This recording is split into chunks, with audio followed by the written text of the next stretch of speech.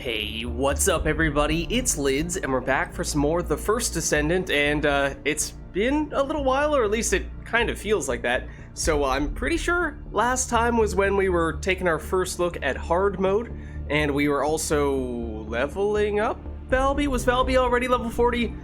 The days are starting to blur together. Alas, I have played a fair bit in between our previous session. That is admittedly one of the reasons why the details are getting a little bit difficult to recall, but there are a lot of things that I've picked up since then, and perhaps most notably, there has been a new update that just came out today, so we'll take a quick look at some of those things, although granted, I think most of the big things are probably not immediately relevant to us, because it was 2 new characters, neither of which we've unlocked, of course, because they just came out, and 1 new boss, which is the highest difficulty or highest level boss, so we haven't gotten there yet either. But nonetheless, felt like a good time to make sure we're getting back to things. So just to take a quick note of what the new characters are, well, one of them is now an ultimate Valby. So I'm curious how we unlock the new characters. I mean, I assume that it's using crafting stuff much like we've used in the past. Just how difficult that is remains to be seen. Haven't looked at where we get the various materials or what the drop chances are. And then, well, Valby and Ultimate Valby, I assume, are very similar statistically. Usually what happens is that they have a slightly different stat spread. Here you can see the orange and the blue. Orange is the normal Valby and the blue is the ultimate Valby, so you can see her stats are slightly higher. But and sometimes there's a Transcendent module that is specific to the ultimate versions, but otherwise playstyle should be very similar between the two. And then the other completely new character is Luna, who is a character who we saw a little bit as previously just an NPC. She was the Descendant who has some abilities that are based on sound and music, and admittedly had some of the worst lines in the entire game, especially from one of the missions that I kept on rerunning to grind one of the various crafting materials, about a strange area of sound, which is just a phrase that has never been uttered in the English language until this game came out. So, and hearing that over and over again, I was like, okay, you've made your point, please, enough. But, so she's interesting. From what I have heard about, it seems like she's more of a support-based character and has, thematically fitting, some skills that are based on your timing. So it's kind of like, you know, you got to keep rhythm with the music and what have you. So, again, don't know what the deal is with how difficult or easy it is to unlock her, but maybe we'll be looking to acquire her soon. But other things, there's a whole lot.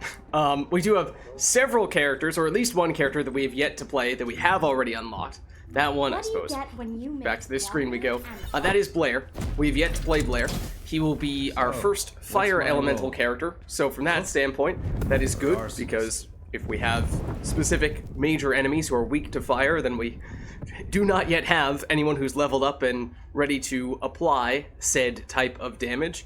And then, other than that, well, so what we will very likely focus on leveling him up at least a little bit today, especially since other new things we are not really in a place to immediately test out. But I believe...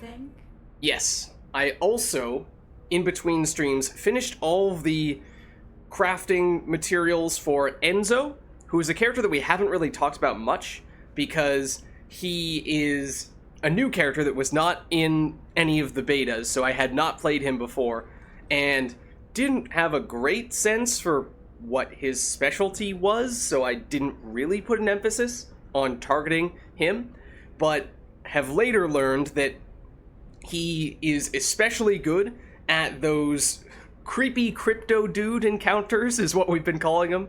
And honestly, I forget what the official name is for them right now. The, like, decryption things, where you have the quick time event where apparently his, I assume it's his passive, makes the quick time event go much more slowly, so it's much easier to complete those successively.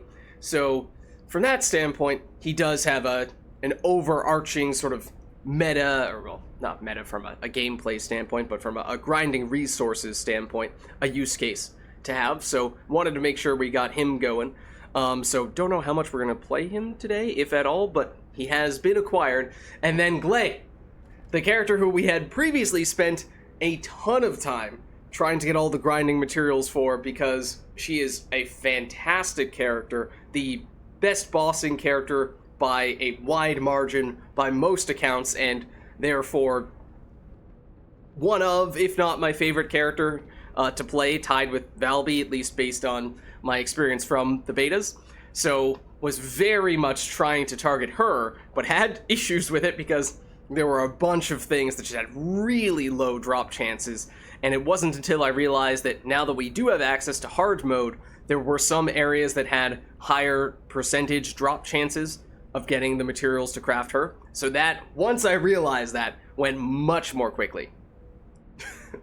For what it's worth, I mean, all of the characters who you can get early on are like, it's not deliberate that we had only female characters, but I mean, I guess the very first character we had a choice between Viessa, Lepic, and Ajax, and we went with Viessa there. But I mean, after that, the first character that everyone unlocks is Bunny. The second easiest character for people to unlock is Freyna. The next character that most people will unlock is Sharon, just based on the level of the zones where their items drop, or maybe Sharon and Freyna are reversed, but point being, the game really wants to give you all of the female characters early on, so it was not a deliberate thing to make that happen, but just so happened to work out that way. But now we can start using Blair. So, what's my role? Also, hey Camilo, how's it going? How are you? Good to see you. There's even more stuff to talk about early on here, because I did also do some crafting in between sessions, and I think we might have been using a tamer as our main weapon, or the Thunder Cage as our main weapon in the past, and those were very effective for us. However, I was doing a little bit of research and found some people saying that the eternal willpower, at least of the weapons that we currently have access to, because there are some very good ultimate weapons that we've yet to unlock, this is potentially the best long-term once you invest in a bunch of upgrades for it. So still in the early stages there, but I did some crafting to get some good mods on it. So, good base damage, weak point damage, crit related stuff. Basically, it has a higher crit chance and higher crit multiplier than most of the other weapons, so that's why it does better long-term once you invest in those types of upgrades relative to other types of weapons. So I did get it all the way up to proficiency level 40, which I'm not sure if we had any proficiency on it at all before, so that took some time, but that means we can start to get the extra glyphs to make it more efficient for us to put even more modules and higher capacity cost modules in, and that's where it really starts to pay off long term. So that's new. Then I think also, a few things. I found there was a different area where a different type of reward that we could get that we had access to and I didn't even realize it. We've talked a little bit in the past about the battle pass and how most of this stuff is, these are things that you need to actually pay for outside of the battle supply shop, which is mostly just little bits of cosmetics here and there. Did unlock a few more of these because we went up to season level 96, which for what it's worth is the cap when it comes to free-to-play stuff. You can continue to gain experience, but it won't actually let you increase your level unless you pay for the battle pass, whatever it's called. Yeah, battle pass. However, I realized that even if you are free to play, you can still get some of these things unlocked. Admittedly, it's not letting us do that right now, but I was able to cash in a whole bunch of these things earlier. Maybe it was on a slightly different page? Was it on this page? Oh, it was on this page. Okay. So here you see, I was able to get some crafting materials, some paints to color our character skins, some sprays, some skins for our weapons, but also a unique weapon that I did not see as something you could craft at the shop. So we actually got like 3 copies of this from just these rewards. And this is once again based on your season level. So since I only discovered this once I was already at the season level cap, I was just immediately cashing in all this. But yeah, I think we got 3 of these Sigvor's proof, or whatever it's called. These. So we can technically upgrade that several times over. Oh, tough defeat for you, Camilo, in Pyre. No worries. No worries. The other thing, however many other things we're at this point, is that I spent some time in hard mode doing what, from what I understand, has become the meta for grinding at least some types of drops, probably gold, Kuiper shards, and reactors, because it was insane how much stuff it dropped and how quickly and efficiently it did that. So I got a whole bunch of reactors, and at this point, basically all the ones you see here, at least have 2 seemingly good stats. Now, I haven't gone through and filtered out if we have things that look really similar, you know, trying to weed out ones that are just objectively better because they have higher values than some of the other ones we see, or, you know, matching up exactly what makes sense with certain characters based on, you know, is it a singular power or a fusion power, whereas, you know, like the element is more obvious if that matches with what a given character is going to want to use. So lots and lots of stuff that eventually I'll spend a little more time sorting through to get, you know, only the best. But point being, we have some really good reactors. We just kind of need to sort through them all at this point. So all that stuff has happened in the meantime. So lots and lots of improvements. As for today, all of that being said, as for today, the plan is probably to spend some time leveling up Blair here, because we've yet to play him at all, and you know, maybe try out some of that new stuff or upgrade some of that new stuff. I've been playing this new weapon, or at least new to you guys, for a while now, so it's not really that new to me. But as I was saying, we could potentially upgrade it a little bit now. There was something here that I thought I was going to do, though. Oh no, not here. I was gonna take out those ultimate weapons that we got from the season pass rewards that I was just referring to. Yeah, here you see, we've 3 of these guys. And so I think that's the only way you can get this type of weapon. Or inventory is full. Oh.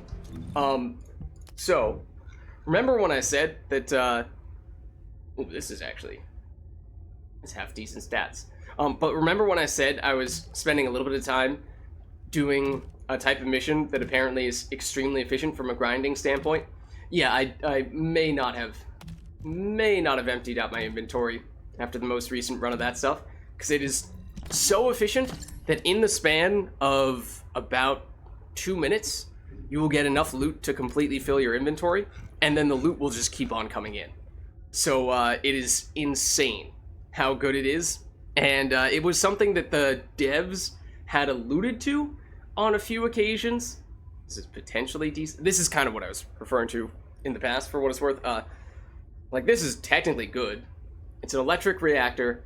It has fusion skill power bonus, which I don't remember if that's something that either of the electric characters that we currently have use, but then it might be, or I'm pretty sure, you know, they'll have at least one skill that does that. But then the skill critical hit rate, it's good. It's not a very high number, but this is what I mean, where we have a bunch like this, where, okay, if they have 2 potentially meaningful stats, I held on to them. But you know, there's a decent chance we have something better than this already. Tech power, I know that works for Freyna, but I'm kind of scrapping all the things that have additional skill attack damage to enemy of this variety, because I don't generally like that. But like this, I've been keeping crit hit damage, skill effect range, sure, those are both technically applicable, whereas here, this is an electric reactor which has bonus fire damage. I've been junking those. And then anything that has, as I said, the conditional damage only to a specific type of enemy. So that way, when I have ridiculous amounts of these flowing in, it makes it at least a little quicker to sort through it all. because it's kind of insane, the rate at which I was acquiring these in the past. They were dropping faster than I could get rid of them, basically, is the point. And that is not an exaggeration, that is the truth. That is why we currently have a full inventory of this stuff. I don't think any of the electric characters have tech damage skills. Maybe Sharon does, but I don't think Bunny does. A little on the fence about that. That might be a scrap. But then, you know, it's gotten to the point where there are so many seemingly pretty solid reactors that we've acquired now that it's basically filling our entire inventory. As you, I'll scroll through once I just sort through these ones that are new so we actually can do stuff. So give me just a moment here. But you'll see that there are, even after doing this, there are still a crazy amount. That has conditional damage, no thank you. Crit rate, duration up, sure, take it. Crit damage, skill effect range, low numbers, but theoretically applicable, so we'll keep it.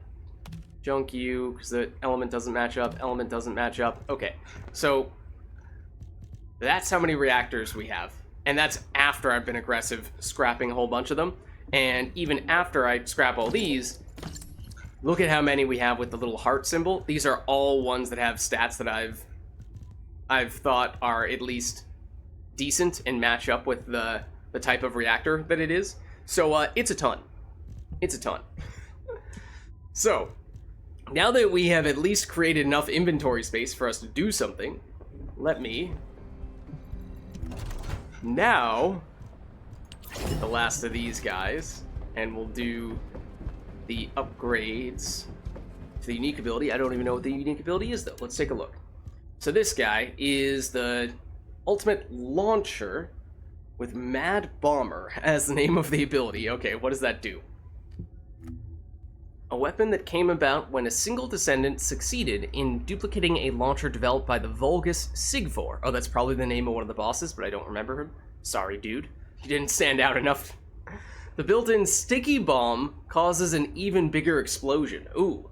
Okay. So fires a sticky bomb when shooting while aiming.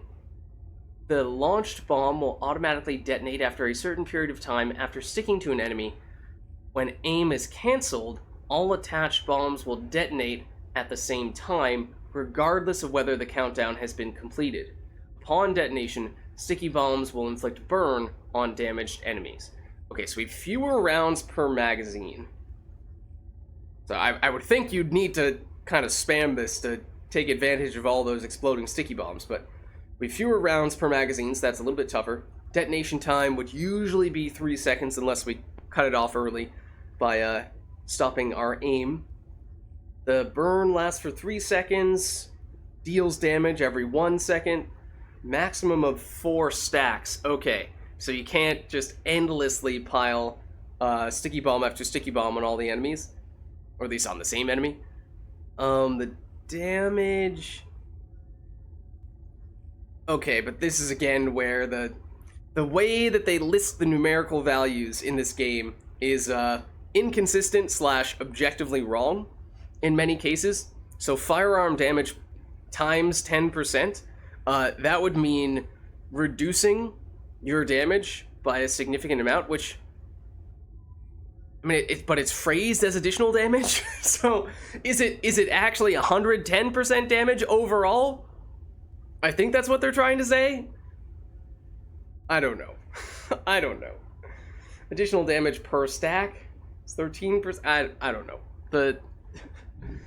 They do not do a good job when it comes to understanding that multiplying by a number less than 1 reduces the value of whatever you're multiplying. And so oftentimes it's actually not getting multiplied by a number less than 1. They just put a 0 when they meant to put a 1 at the beginning. Right. Right. Somebody didn't pay enough attention in math class. I am sorry. But I'm afraid that is ultimately what it comes down to, more or less. Okay, so let's see.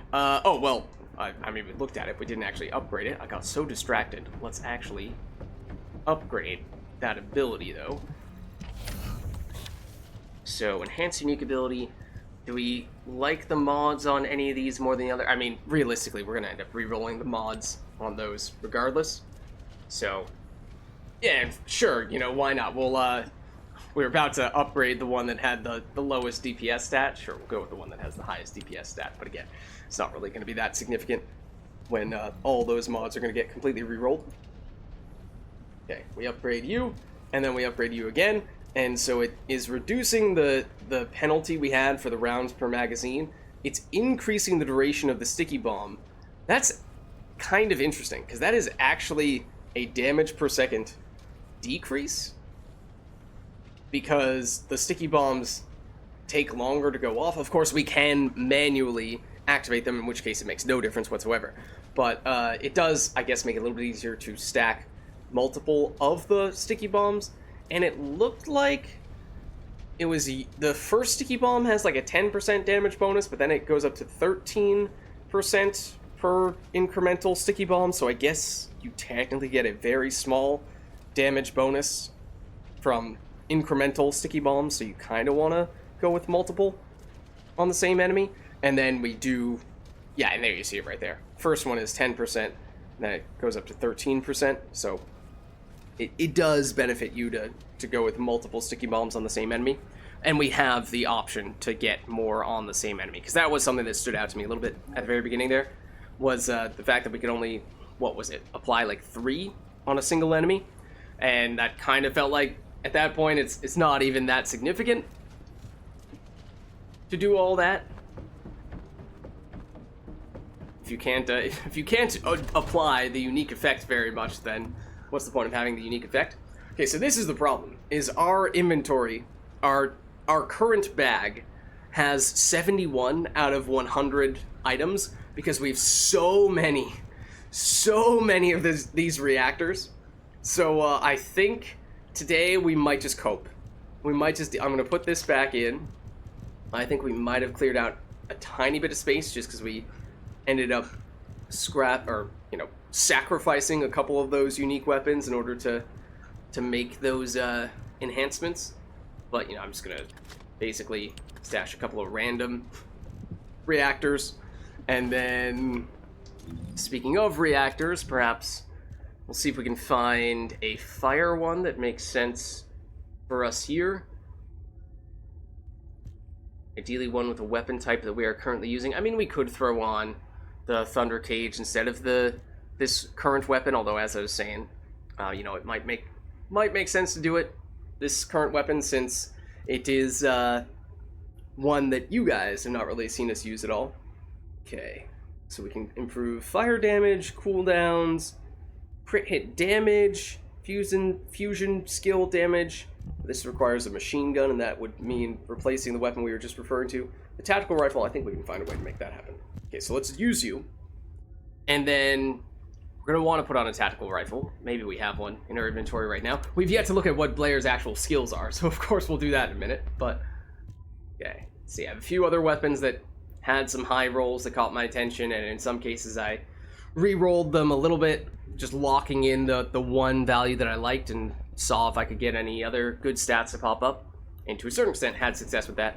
Okay, but we are looking for a tactical rifle, and I'm kind of hoping we just have one lying around in here. We could throw on Greg's Reverse Fate, which I'm pretty sure we've never tried. We've upgraded it, but we've never tried it. Well, we had it equipped, so we got some proficiency for it. Okay, maybe we did use it. At least had it on. Whether we actually fired it is a different question. Maybe, ever so briefly. Okay, so we'll throw you on here. Now we should be getting this damage bonus. So now I think we are getting good value there. What the heck are our skills, though? So, as I said, Blair will be our first fire elemental character. Okay, so we have dimension skills, that's good to know, but all of his skills are going to be fire. So our basic skill is Blaze Up. Spews fire and creates a flame zone on the ground. Enemies standing in the flame zone receive continuous damage and are inflicted with burn. So, get a maximum of 3 stacks of what? We can have enemies step in 3 separate flame zones, or 3 separate stacks of burn. I think that's 3 separate flame zones in that case. Yeah, I'm not entirely sure what that's referring to be honest with you. The flame zone deals damage every 1 second over the course of 12 seconds. 3.5 meter radius, which we can increase the radius of course. But then the burn is technically a separate damage over time, which lasts for 5 seconds, and also deals damage every second. So, 5 procs total. The damage is higher when they are in the flame zone than the damage is from the burn, which makes sense. Basically, if the enemies are standing in your circle, they're taking a whole bunch of damage. If they step outside it, they still have a little bit of damage over time, but it's not nearly as much. So, okay, that's the basic skill. The only one we have access to when we're level 1, but we'll unlock these other ones as we level up. Okay, so then we have Extinguish. This one's singular. So, retrieves the flame zones created on the battlefield and recovers MP in proportion to the amount recovered, or the amount retrieved. On retrieval, gains tastes of aggression, whatever that means. Flame zones summoned earlier are retrieved first. Okay, so MP recovery per flame zone is 19. Okay, it gives us extra skill power. Basically, that's the main takeaway from this, is we put the flame zones out. If we want to, we can summon them back in. We lose the damage over time, stuff on the ground, but we gain skill power damage for 10 seconds.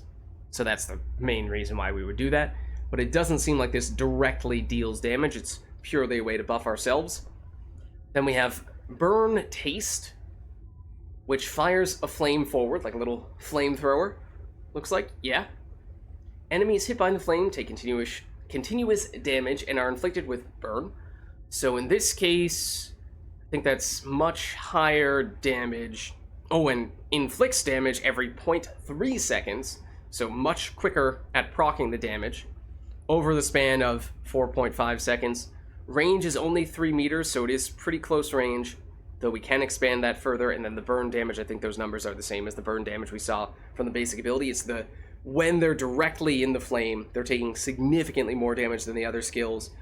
When they walk away from the flame, it's still a relatively small number. Then this one would be our ultimate. Deadly Cuisine creates a giant fireball forward. Okay, I think by forward you mean in front of you. On explosion, the giant fireball deals burst damage to nearby enemies and divides into multiple small fireballs, which create additional explosions. Small fireballs deal burst damage and inflict burn on nearby enemies and create flame zones. Okay, so if you combine this, the flame zones from our ultimate with the flame zones from our basic ability, then we could have a whole bunch of flame zones on the ground. Then we could retrieve all those flame zones to get a big damage bonus and then throw out even more skills while that damage bonus is active. In fact, I would think the order of operations would probably be you create the flame zones with those 2 abilities, you use Extinguish to get the power buff, and then the main damage dealing skill that would be off cooldown in that situation would be this Burn Taste. So I think this would probably be the thing that you're actually setting up more than anything. Because otherwise, if you use the ultimate, you use this to retrieve the flames, then sure, you have the damage buff for 10 seconds, but this has got to have way more than a 10-second cooldown, right? Where even it cooldown is, 2 minutes. So no way are you going to get the damage buff on this unless you have something really creative. Right, exactly. Throw, recover, throw harder.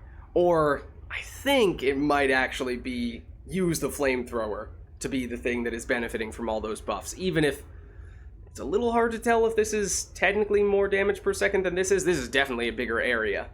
But this, because it procs the damage in quicker increments, that might be deceptively strong. A little bit hard to tell. But we'll see. I did play Blair in the beta.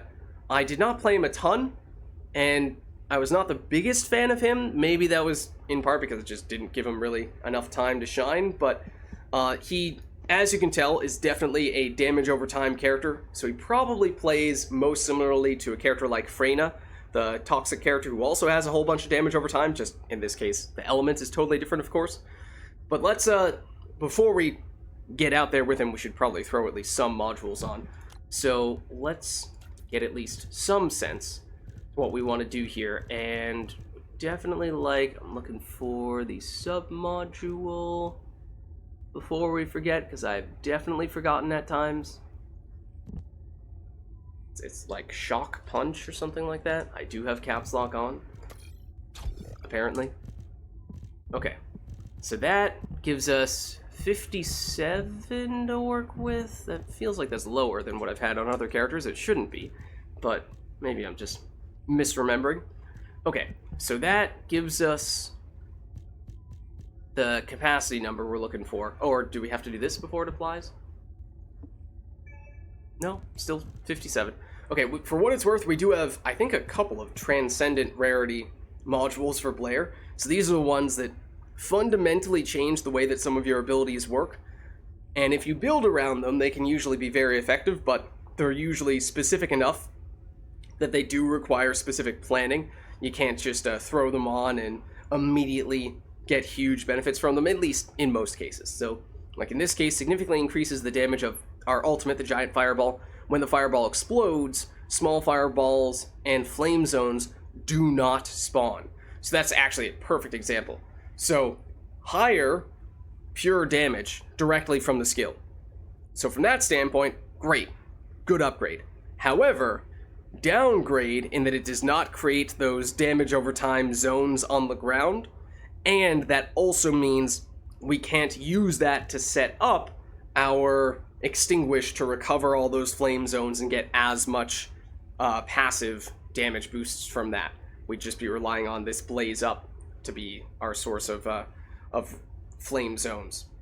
So definitely a trade-off. As to whether that's one that's worth making or not, I am not really qualified to say at this point. Then we also have Backdraft. Flame Zone Absorption significantly increases weak point damage and firearm attack instead of skill power. Okay, so this one makes your recovering all the flame zones less effective in favor of just straightforward damage. This one is even more about setting up the flame zones, except instead of using it to set up your skills, instead it sets up your weapon damage, which is interesting. It's a totally different approach. Also the passive, for what it's worth. We did not look at this, but when attacking enemies inflicted with burn, increases skill critical hit damage and critical hit rate based on the number of flame zones created on the battlefield. So it's crit hit damage 10%. That looks like that stays the same. It's only the crit hit rate that gets scaled based on the number of flame zones that you have. And it goes anywhere from 5 to 14%, and don't benefit from any more than 3 flame zones out there. But okay, so it does technically mean that Blair is sort of a crit-oriented character. Right, Camilo. Basically, you trade having more area of effect, having more of the flame zones in favor of just getting bigger burst damage. Or bigger in terms of higher number, not higher area. Bad phrasing. My bad. Okay. So, I mean, early on, we're usually using some defensive modules just so we don't immediately die when we're trying to level up our character. That probably still remains the case here. Probably going to hold off on using the Transcendent modules at the moment, just because we're going to be using a whole bunch of our module capacity on those defensive things when we are most in need of having them.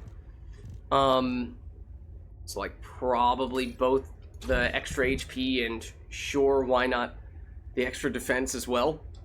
So that hopefully it puts us in a decent place.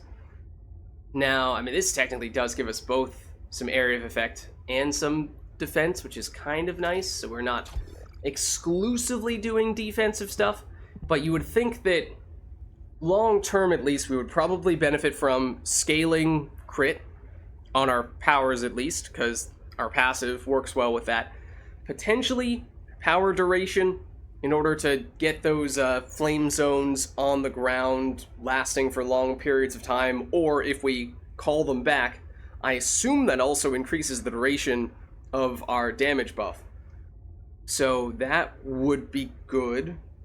Cooldowns, faster cooldowns, so that we can get those things out more quickly, of course, as always, and then just direct damage. Goes without saying, that would be useful too. Okay. So, for example, we do have a matching glyph for this extra crit rate. I mean, at this point, this would put us at, what? 82% crit rate before you even factor in the potential 14% crit rate from this. Once you do, we're practically at 100%. So, this might be enough crit, except we do have some stuff that gives us a combination of crit damage and crit rate. What if we drop you the pure crit rate in favor of mixing crit rate with a little bit of crit damage? So then at that point, we're only at 18% crit chance, which is low. Let's see what else we can do for crit. That's the one we were thinking about using. Well, this is also crit rate and crit damage, but probably gets us a little bit of a better balance, because now we're at, before the passive, a little over 50% crit rate. Oh, sorry, nope, that's crit damage. A little over 40% crit rate, and then a little over 50% crit damage. And then once you factor in the passive, we're getting about 50% crit rate. So ideally we'd have a little bit more, and we do have some module capacity to spare, so we could upgrade some of this stuff.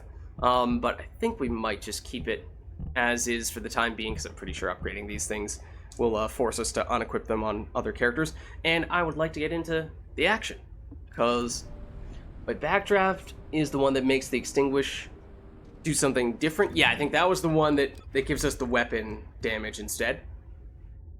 Yeah. Instead of getting skill crit and skill damage, skill crit chance and crit damage, we get weak point damage on our weapon and firearm attack.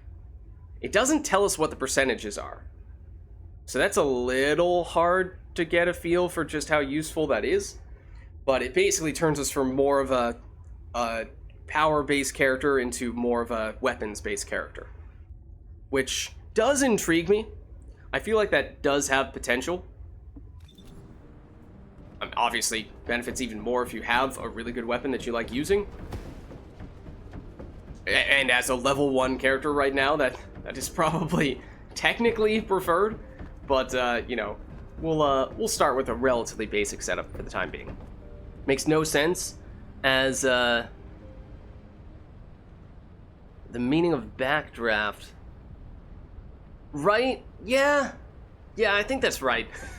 I think that makes more sense for backdraft to apply to skill damage, not weapon damage. You have a point. Alright, but as for where we want to go to... I guess I'll give you a quick look at what the most recent character, or most recent boss addition was, and it's Gluttony here, which I think might be a super version of the Devourer. He is level 140, so he is the hardest of the hard bosses. We've not yet unlocked him, so as I was saying, it's not like we're about to fight him anytime soon. But as for what we want to do to get our character leveled up early, obviously we do have access to hard mode, so we can go into level 100 zone as a level 1 character. If that sounds like a death sentence, I think you're probably right. It probably is. So that's maybe not the best move. I mean, our usual go-to would be to go with one of the resource defense missions. Are typically the best to get a whole bunch of XP quickly. We could, however, and we've done it mostly on the Echo Swamp. There is one on Fortress, which I think we did briefly, but didn't have a lot of success with because it is more difficult for sure. But there are some other optional missions, like, I'm not even sure we've tried this Kuiper block mining, but it's kind of similar. But that's an alternative if we just want to go with something slightly different. If we were to go here, I have done this Void Experiment one several times because I think this is one of the ones that you need for Glay, or at least it is one of the more efficient ways to get stuff for Glay. So we could try that, or we could just attempt to go straight into hard mode. Maybe we could try. The zone / setup for the super duper effective grinding, maybe I'll show you that if there's someone doing it right now. There may be. It's mostly, well, I was max level at the time, so I don't really have a good feel for just how efficient it is from an experience standpoint. But from Kuiper shards, a gold, and reactor drop standpoint, it was unbelievable. Okay, I do see someone over there. And I can't quite tell if they're doing the thing the way people have been doing the thing before, or if this is slightly different, but it is these infiltration missions. Specifically this one right here in this zone. I think they just finished it. Basically, the idea is, this is a zone where enemies will spawn continuously once the mission is active. It's a level 100 zone, so those enemies are very strong and drop very good stuff. I mean, in the base normal difficulty, this would be the final zone, so this would be even better stuff. Well, relative to the other areas. This is the same level in hard mode as all the other spots are, but I think it's still getting maybe even higher quantities of gold and Kuiper shards.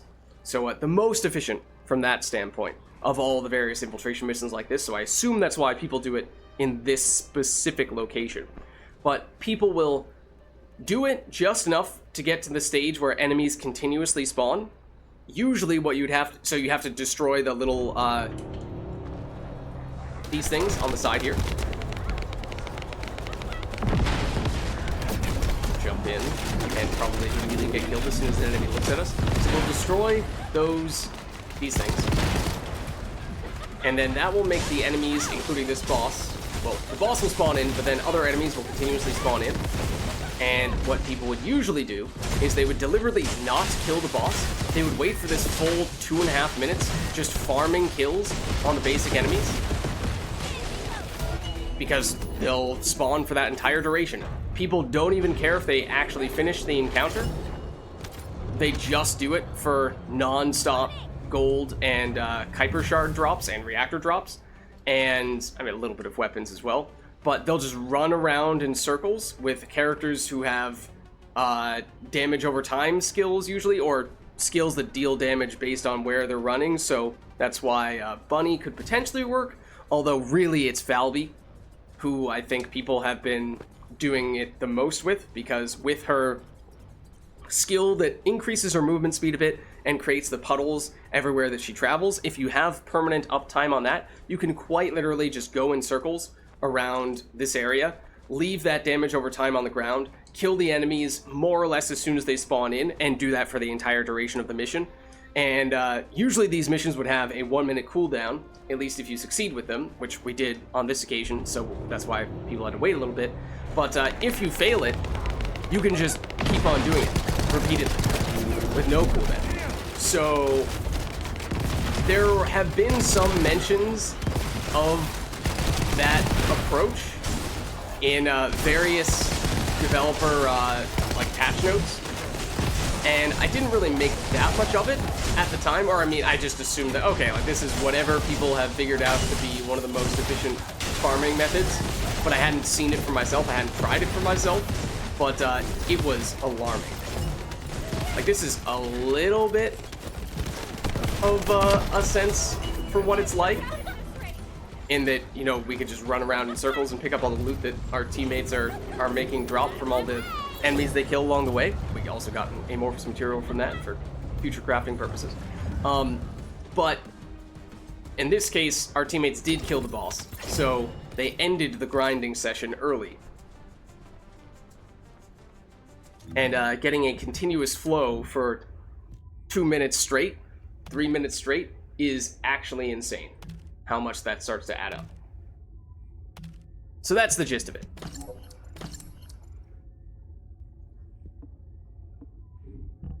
And that's where I got so many of these guys.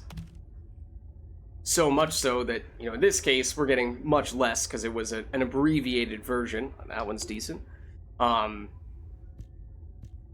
But I did not even have enough time to scrap the unwanted reactors in between rounds. That is how insane the drops were. So I think basically there's been some discussion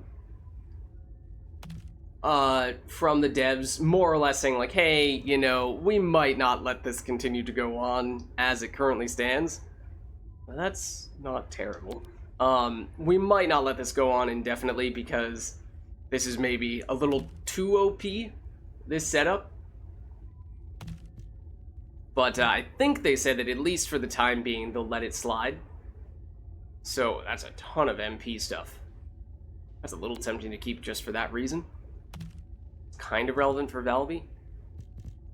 And did get this specific acrobat set drop from one of these exact missions, which I had not seen before. Usually these only come from the colossi fights, and I think occasionally some of the other optional missions. I mean, I guess this is technically an optional mission, but I don't feel like I've seen the specific set gear come out from any of these types of missions previously. I don't love the bonuses, or at least the numerical values of the bonuses are rather low, even if the types of stats are very intriguing. But it intrigued me, nonetheless.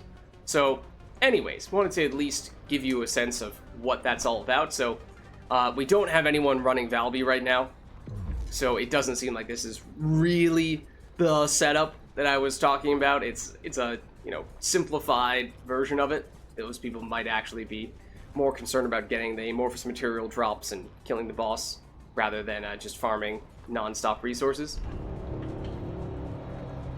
I think it's up there that we're trying to go, but I don't remember how to get back up there because I always take a shortcut.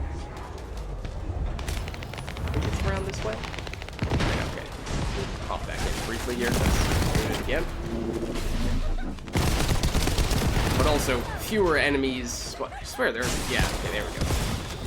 Fewer enemies in total per mission also means less experience for us, and that's the main thing we're looking for, at least on Blair right now.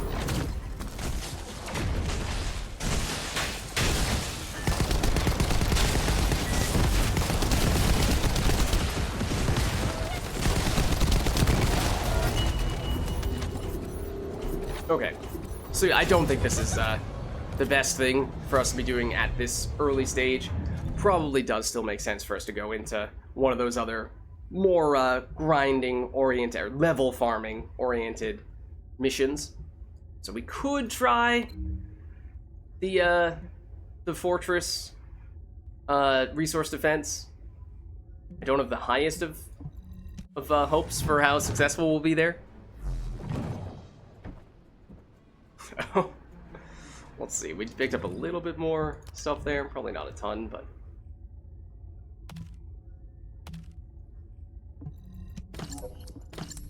one of the upsides, if you want to call it that, at least on this occasion where we have an overabundance of equipment, is that the resource defense missions do not drop items.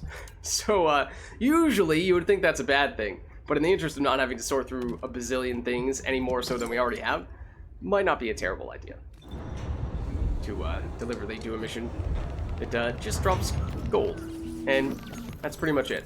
Okay, so we'll try this.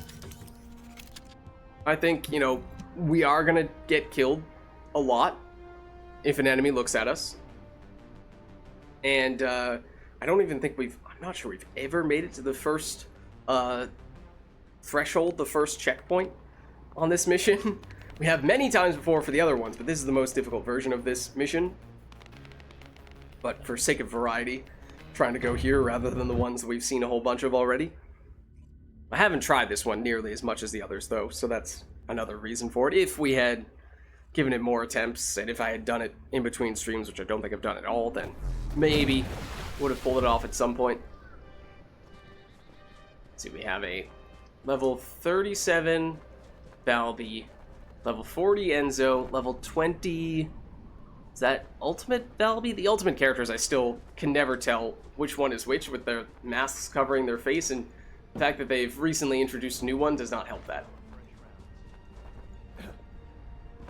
Okay, so we obviously have not used much of our skills yet, in part because we only had one skill unlocked before, and also because we were severely overmatched in the previous zone. I mean, that part remains the same. But we'll see what we can do here.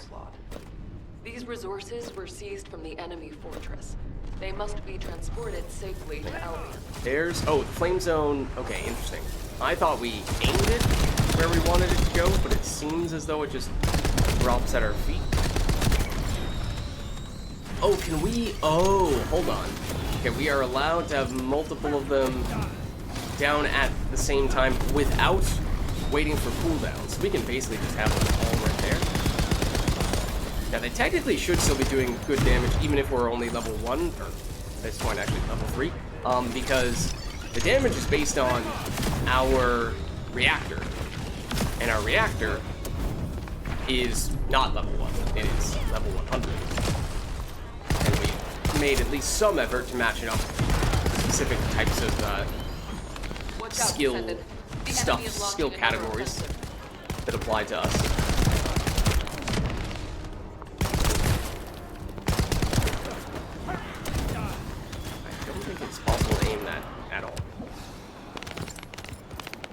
It is also kind of funny having us as a fire damage character and one of our teammates being Balbi, who creates water on the ground. We have fire and water in the same place at the same time, on top of snow, no less.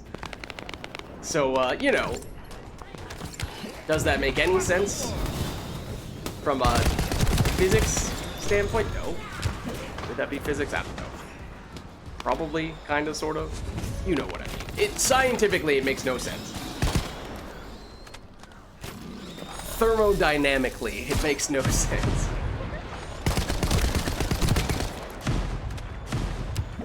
Whatever term you want to use to describe it.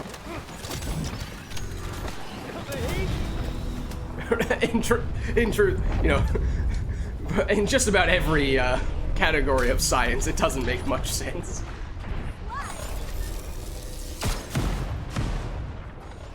Chemistry standpoint, I don't know, biologically, probably from some angle.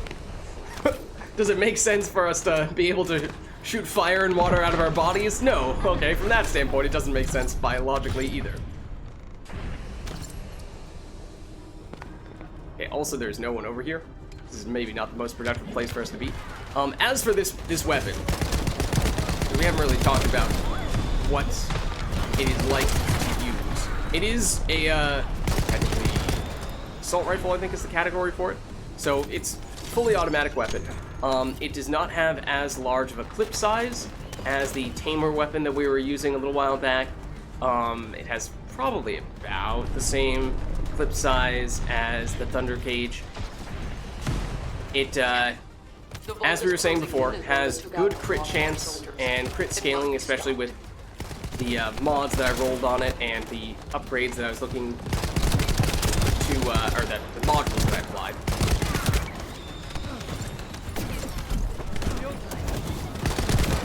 Down.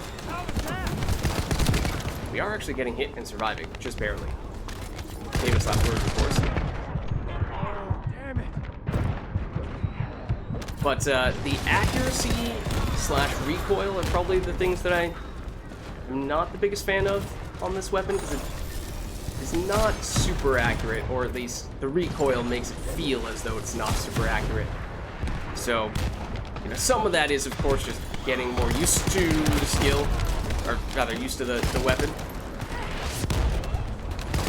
and compensating for that recoil. But especially when we're using some modules to, I think I put on some modules to scale weak point damage. Feels kind of bad when you miss the weak point when you know that that's something that you have allocated a lot of resources towards scaling. So, you know, if it were a weapon with less recoil, I would feel better about scaling the weak point damage. I have a little bit of reservations about that. It's not the easiest weapon to use from that standpoint. We are definitely getting good XP here.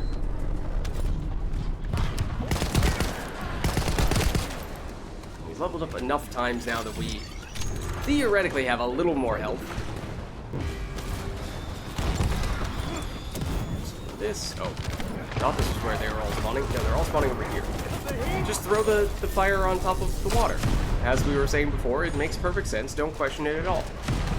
It would be a huge tactical loss if we surrendered our resources to the enemy. We must defend the supplies at all costs. Honestly, one underlooked upside to changing which of the resource defense missions we're doing is that we hear someone else's very poorly written lines. Because, oh goodness, that was definitely gonna hit us. Because I don't know if you heard the previous line that you just said, but it's like, alright, thank you, Captain Obvious. Signals indicate that our storage box has been damaged. It's just that, okay, it's one thing if you hear it a couple times in the mission, but if you run the same mission over and over and over again, and they just keep on saying the same line multiple times per wave over the course of 14 waves or whatever it ends up being, then it really starts to add up. So at least we have variety in our poorly written lines now, you know?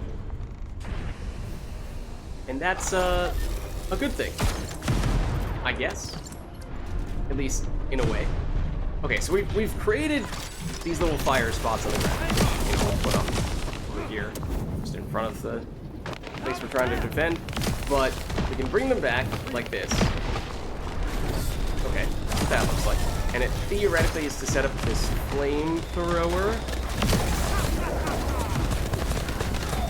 Okay. Okay.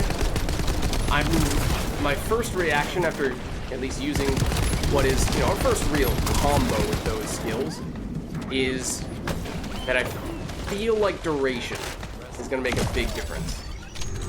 That flamethrower did not really last long enough, in my opinion, and I assume duration also scales the length of the buff we give ourselves. Also increases the duration when the fire stays on the ground if we just leave it there, so it really feels like that's going to make a big difference. Oh, I did not realize we were taking that much damage.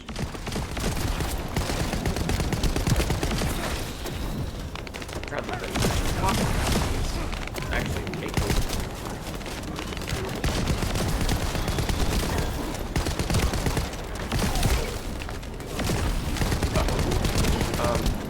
It's not great.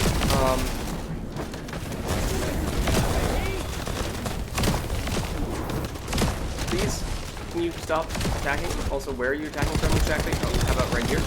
Please stop doing that. No! Alright, for what it's worth, I'm pretty sure that is the farthest we've made it on those missions. And I think we were talking about this the previous go-round, but they did now make it possible to get the void shards from these missions. Previously, you could only get those from doing the little void fragment missions. So that is helpful. That is actually quite significant to be able to get that stuff. We don't get any missions for, or don't get any rewards for having made it a specific distance, specific number of waves, because we did not reach a checkpoint. But we got the main thing we were looking for there, and you know, we could do that specific one again. We could do one of the other ones that we've tried several times before, depending on just how much we want to mix it up. Got up to 11. Okay. Okay. I think we got... Oh, I mean, we weren't really using Greg's Reverse Fate. As in, we never fired it. We were just throwing this on for the sake of giving us the matching reactor weapon bonus. So I'm just going to keep it simple and equip the recommended modules just for the sake of having something quick and easy to throw on here, even though I'm pretty sure we've established this is not very effective in terms of giving us good stuff to work with. So I am acknowledging that and accepting that trade-off in the name of expediency. Was there anything... Oh! I mean, we were talking earlier about some of the things that we'd finished crafting-wise, but we didn't even cash all those things in. Like, Enzo, I'm pretty sure, is still waiting to be turned in.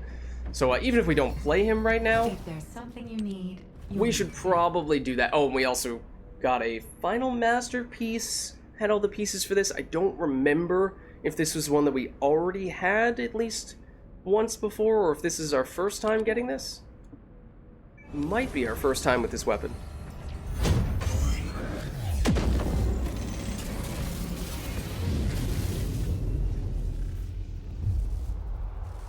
Take a peek at, see if it looks familiar in terms of the ability. Honestly, there's a chance that we can make it again, because I feel like as I was grinding other things, got a whole bunch of resources for it.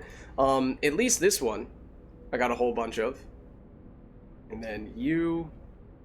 Okay, maybe not. Maybe not. Okay, it's just that one specific component I got a bunch of, but what is your deal? Masterpiece? I mean, it is the final masterpiece, but that doesn't ring a bell. An artistic firearm that provides many buffs to the user, befitting the masterpiece that it is. Like other works of art, it can provide unexpected joy to the user. Okay. It has very limited range for what it's worth. But what is its deal? So Masterpiece is the ability. After reloading, grants 1 of 3 unique abilities at random. If the granted effect is the same as the existing effect, the effect stage is increased. Okay, so it doesn't seem like you'd have any control over that. Just if it happens to randomly pick the same thing, it gets stronger. If a different effect is granted, the effect stage is reset to stage 1. So you have superb performance, beautiful appearance, and awesome feature. I feel like thematically this would make a lot of sense on that new character whose name now escapes me, that we were just talking about, who has skills based on music and rhythm and what have you, because I think her story is supposed to be that she's basically like a pop star of sorts. So, makes sense from that standpoint. But anyways, penalty for reload time. As you upgrade the ability further, that will get down to 0. One would assume that's the case for other weapons, that unique weapons that have a downside. The upside, though, 3 different categories. The superb performance, 5-second duration, gives you additional weak point damage, and then if it happens to re-roll this after you reload, then it gives you a higher value on that. If it switches to a different one, it could go to beautiful appearance, also 5-second duration. This gives you firearm crit rate, and then the other category is awesome feature, which gives you fire rate. Okay.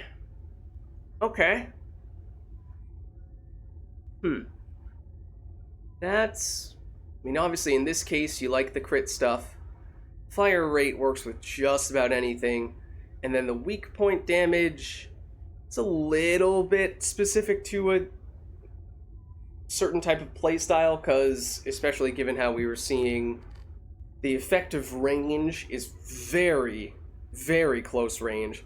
You're pretty much going to need to be right up next to enemies in order to shoot them in the face. So that is probably going to have to be a major consideration. This is not a weapon you are trying to snipe people with from long range. Okay. I like those stats, at least for the bonuses. I'd be curious to see, because the values are not that high, so if you level this, if you enhance the unique ability further, do those numbers start to get big enough that they feel more meaningful? Maybe. Reminds you of a gun that can be comboed with many things that results and then you make a few headshots with the gun and then go crazy. I mean, yeah. I mean, if you combine this with other passive abilities as well, if you can find other, like, take actually our character, for example. If you use this to combine with the Transcendent module that we were talking about before, the backdrift, that gives you extra weak point damage, then suddenly you can scale a whole bunch of weak point damage. So there's some potential there to do some interesting things. I'm not sure how reliable it's going to be, since it is going to randomly switch, or the weapon, that is. I'm not sure how reliable it's going to be because it randomly switches between those 3 different categories, but they're all helpful stats. None of them are, you know, really bad, and ones that you feel like you'd be really disappointed to get. You know, the weak point one maybe requires the most planning, most thinking about how to capitalize on it, but also, we could potentially increase the level of some of our weapon. Why do we have this? Level 82 weapon at one point in time. We might have been using it, but I don't really think we need that right now. Likewise with you. Probably the same with you as well. This was the tamer that we were using for a long time that had a DPS, listed DPS value higher than weapons that were like 30 level, well, 20 levels higher than it. Okay, 16 levels higher than it. But I think that is no longer technically the case. I think those are probably all just scrap at this point, because we know if there is, we have access to these base types of weapons, and then, you know, we can always re-roll a specific stat if we like it. And in fact, actually, this one I want to keep, because this is exactly that. It is in a blink, but it is level 100, and it has good stats, or at least one good stat, the firearm attack. Yes, this has crit damage, but just not worth crafting that when it's only level 82, so it's a step further away than this guy is to being an end game weapon.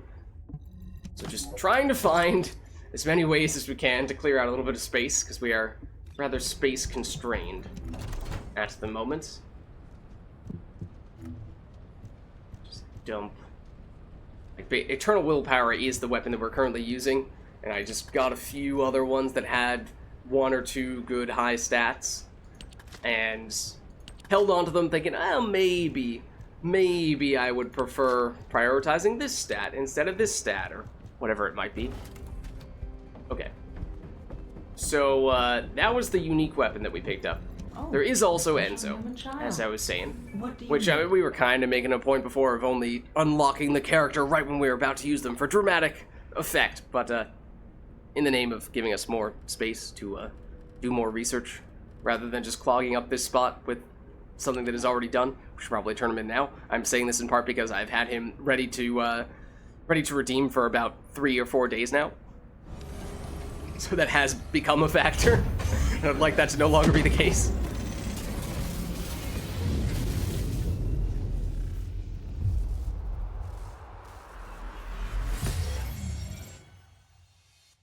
Okay. So we were talking about him a little bit before, and we'll talk about him in greater detail when we are actually about to play him. Oh, maybe this was the thing that I was thinking, oh, I kept on seeing the final masterpiece showing up, because I have 12 of this specific material for it. Or at least this component that leads to the synthetic fiber material, because I'm pretty sure this was one of the common drops from when I was trying to farm glay materials. So, sure, we'll get that going since we have the extra space for it now. And most of these other components for weapons are ones that we already have in decent supply, and that's why I'm not currently doing them, but I'll double check on a later occasion, see if there's anything that's worth getting. Okay, but otherwise, we're good there. Okay, so let's head back out. Let's do a little bit more leveling for Blair. And again, I think that probably does still make sense maybe to go back here. maybe to go back here. I know we've done it a bunch of times, but it's for good reason. It is for good reason. It is definitely the best balance of very good experience while still being a low enough level zone that it is feasible for us to at least reach the first checkpoint. Wait, where is the... Did you already walk past it? Did I go to the wrong area? What'd I do? I'm standing right in front of it. Apparently. Is it this? It's all the way over here? No, that's not it. Oh, it's here. It's this one. Here we go. Okay. So, resource defense, the same structure, same format of mission that we just did, but it's in a different location. The starting level of the enemies is lower.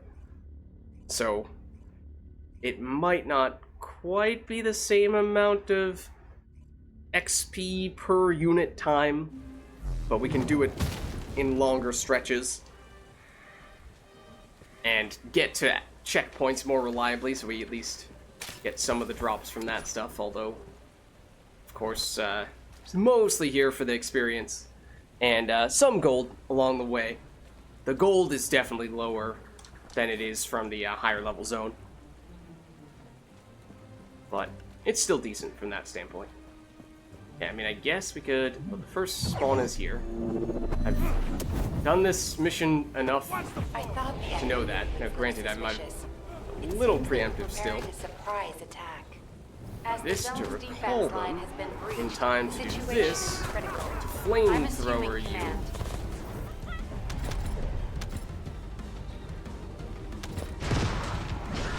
See, I think somewhat similarly to Bunny, getting better cooldowns and I mean, that's one of Bunny's big things, and maybe a little bit less of a priority on that, but more so on just duration. The key to just overall have more of these things on the ground simultaneously. Going back, really want to do this on a single enemy, because why not? Can we cancel this partway through and like get better cooldown on it? Doesn't seem like it. Or at least, if that is possible, I did not press the right button to do it. This is our ultimate. Are you alright, Descendant? Looks like you're still holding okay, strong. I mean, that's pretty good. Reinforcements spotted. Prepare That for did an seem attack. pretty good. And if we wanted to, we could get all this stuff back, because there's no enemies here at the moment. We have a huge damage bonus right now. Or actually, oh no, do we only get damage bonus from at most 3 of those fire puddles? Those flame zones? I think that might be the case. Which does technically mean it was overkill, but it's okay. Weapon is level 100, despite us being level 12 as a character, so our damage should be good. Most of the survivability is where we are vulnerable.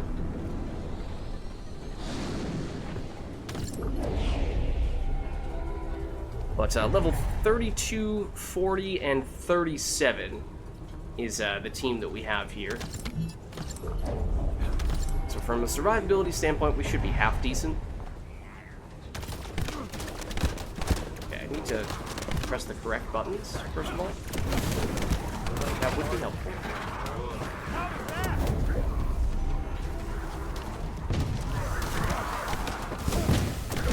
This. Maybe this time we don't pick up all the fire spots and just try and unbuff flamethrower, see how that does. Seems like the zone is low enough level that we don't really need the extra damage on the flamethrower, so we might as well just keep the flame zones on the ground. So we get the extra damage over time on those in addition to all the other stuff. Not that there are enemies here, but just didn't have any fire on the ground, so large forces advancing felt to like the vanguard.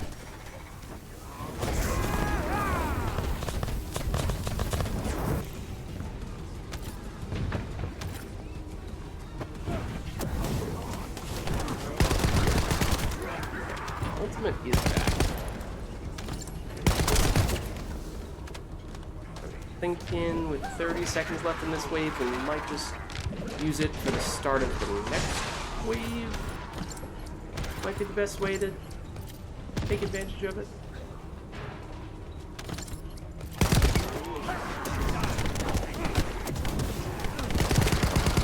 Definitely feel like I would prefer if we could aim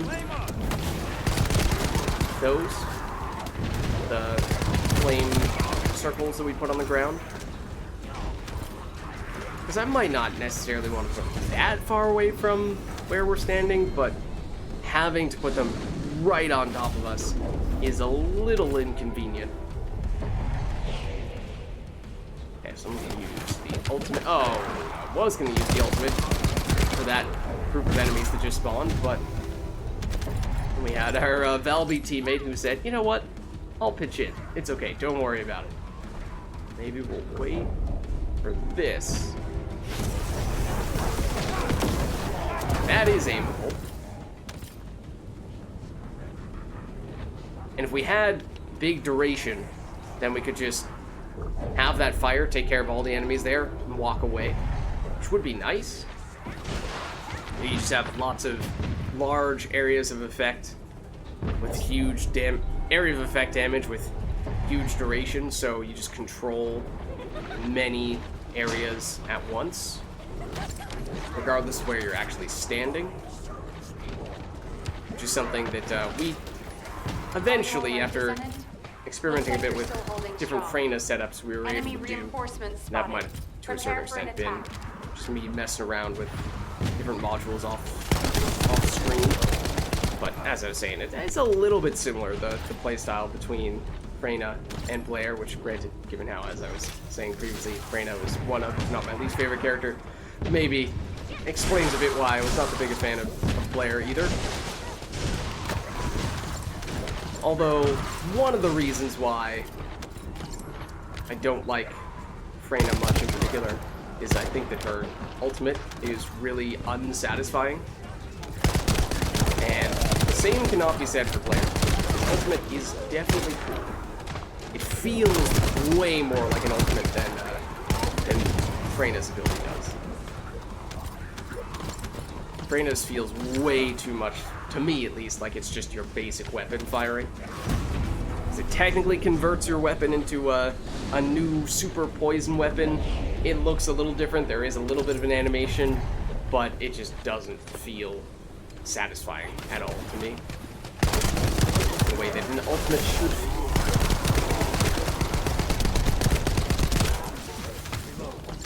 So that's a big mark against Freyna for me, at least. Because I mean that's pretty important, right? It's supposed to be your character's most powerful skill. Sure, it's one of what, 4 active skills, so it's not like it is the be-all, end-all. But if that is a serious stinker, then it's a pretty big mark against the character, at least for me.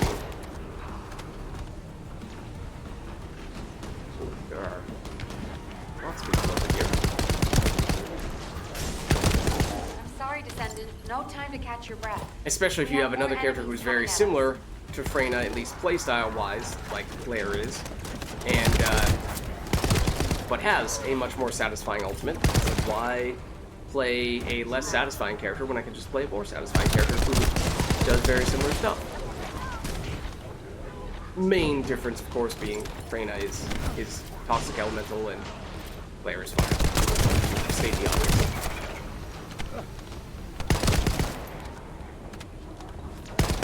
And so there are some situations where you would definitely use Freyna just for that reason alone, but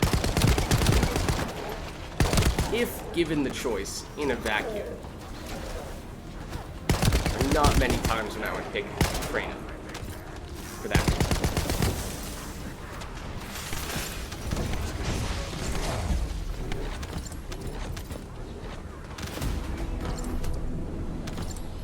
I'm so used to these little blue circles being the relatively low valuable consumables like that silicon we just picked up, but now that it's possible to drop void shards from these, that right there was a void shard, so it's a little bit of, requires a little more mental reframing of, no, that there is good reason to make a point to track all those things down. For the little consumables, it's usually so minor.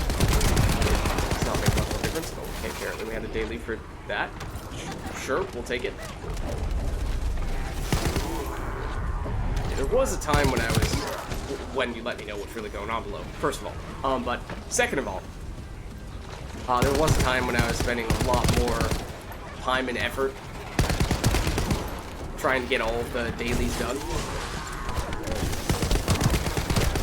I mean, I was doing that up until very recently, but given how there is that season level cap, it just feels like it's not really providing much of any value anymore, so it's kind of insignificant at this stage.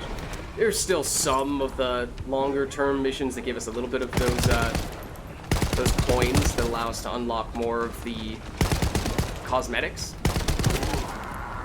And I don't think we have enough yet to afford everything, but yeah, that's just not a huge priority for me. We had enough to, I think, already pick up at least the one or two things that caught my attention as being somewhat interesting. There's a name card, I guess, for lack of a better way of phrasing it. I forget what the official term is. It might even be that. That it was kind of nice. Then it's like a chest pin that you can put on any character, but just about everything else is consumables, or rather, cosmetics for either characters that we don't yet have, or for weapons that are not particularly good. So in both those cases, it's like, well, I don't really know why I would go out of my way just to acquire these things.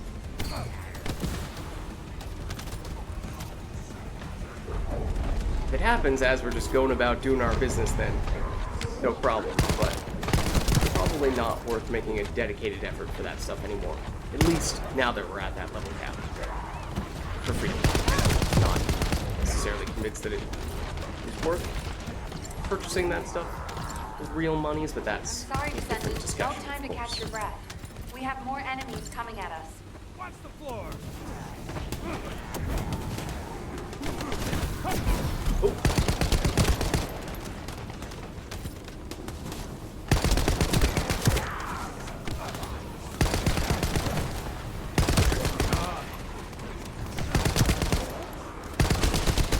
I'll shoot you in the gun. Lethally, no less.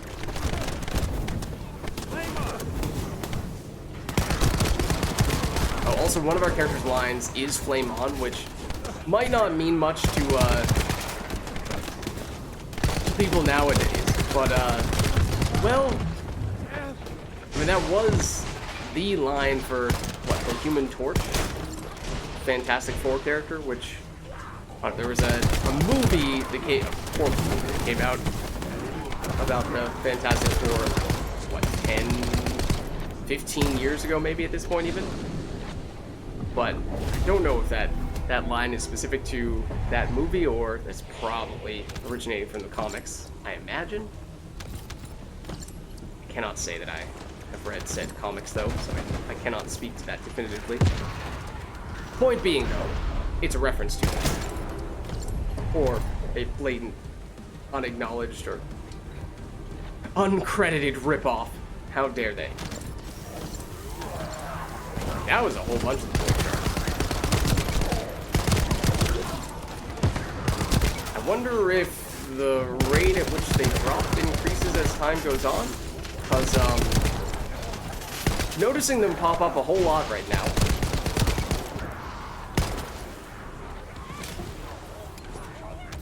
We got a decent number in the previous mission, even though it was not one that we got very far in.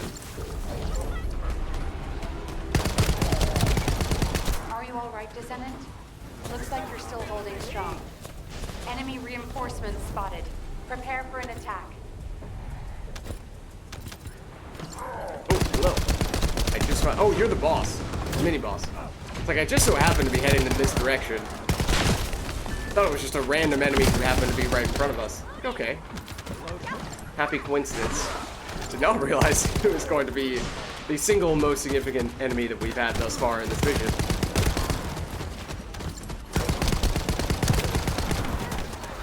A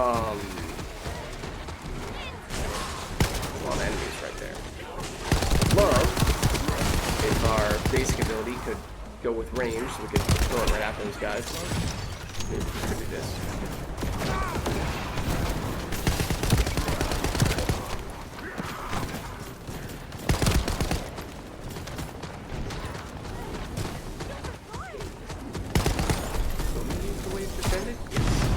That was our first checkpoint wave. We just got gold out of it, so nothing amazing. See, they are all saying they want to push further, and I mean, we haven't really run into any issues.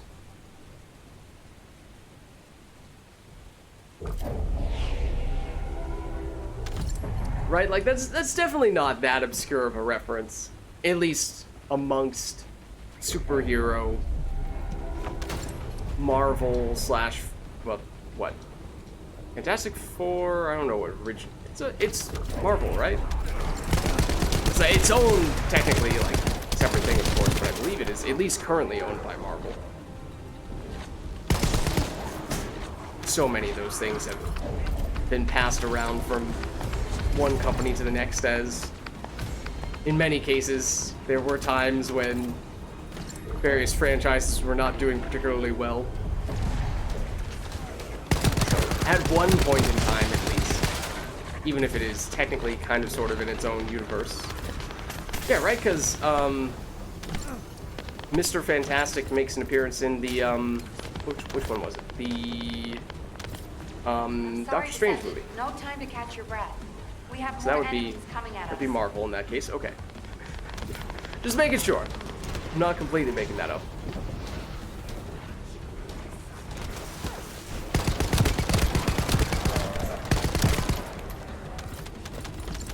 Like, for the most part, they're not in the Marvel Cinematic Universe right now. Don't get me wrong, but is owned by Marvel at present, or is in one of those messy situations like Spider-Man, where it's, well, it's kind of owned by Marvel, but it's kind of owned by Sony, and they have some weird arrangement in which each one is allowed to use the character, but they're only allowed to use them a certain number of times if they per year, and if they don't use them during that time period, then they forfeit their rights to use them going forward, and therefore they more or less force themselves into finding any excuse possible to use the character at least once per year. Sometimes, of course, they have a major movie that they have planned, but other times they'll force something that is not as significant just for the sake of maintaining the legal authority to hold on to the IP. You know. You know. Stuff like that. It gets complicated once you go into that level of detail.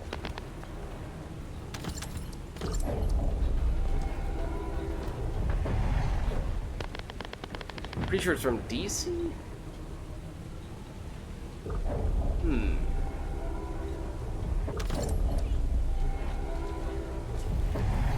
Because,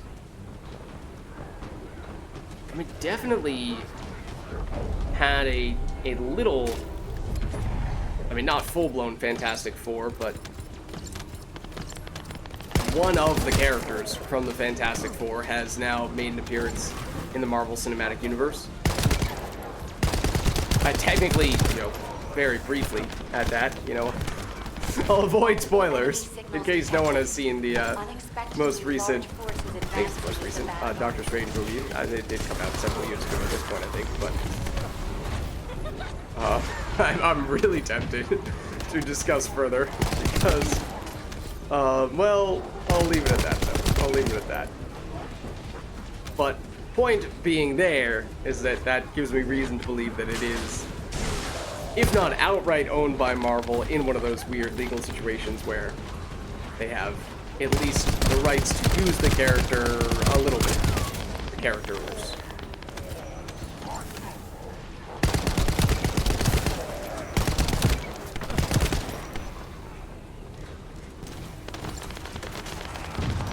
Like, then you had a somewhat similar story. You had not Fantastic Four, that's what we were just talking about. X-Men.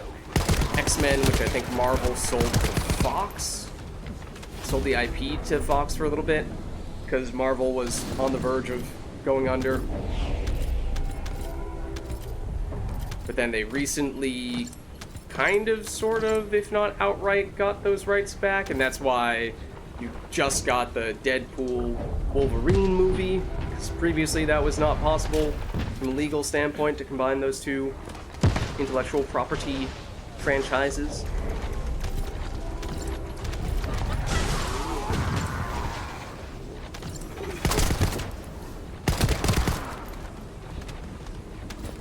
Your superhero knowledge is just answering your mom every time she finishes a Marvel movie and says, "Which one goes next?" Yup, I have been there with people who are... It's been a while since I've not been paying as close attention to the Marvel Cinematic Universe and all the superhero stuff as of late, but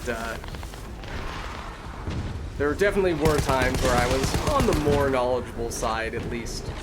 Not so much of the comics. I really just have not read any of the comics, to be honest with you, but at least with the movies themselves.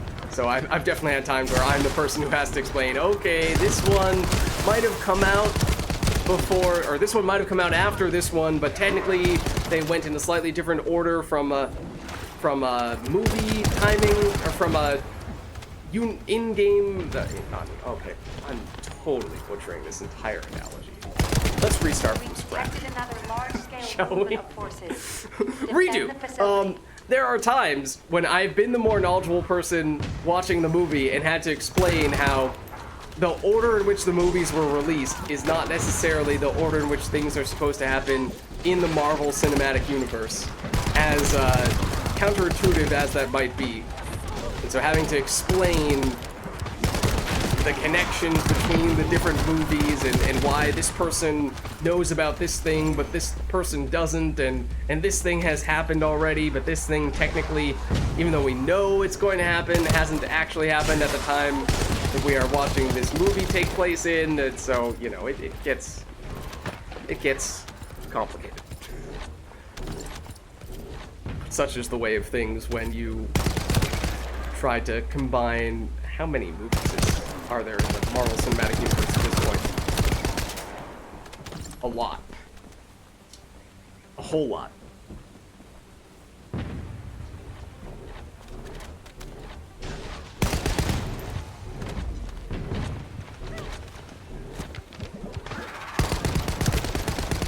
Absolutely atrocious. I'm gonna use this just because I feel like it's been a long time since I've used any of my skills, in large part because I've been going on autopilot as I've been zoning out, thinking about Marvel.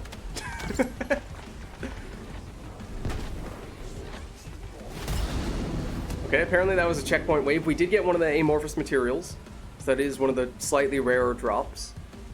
Let's see, is everyone calling it around? They are. Just saying that's enough. That's fine. I think we got a decent number of levels. I don't remember exactly where we left off. We got 40, 61, 43, and 77 of the various amorphous materials, or rather of the various void shards. And that's actually pretty insane.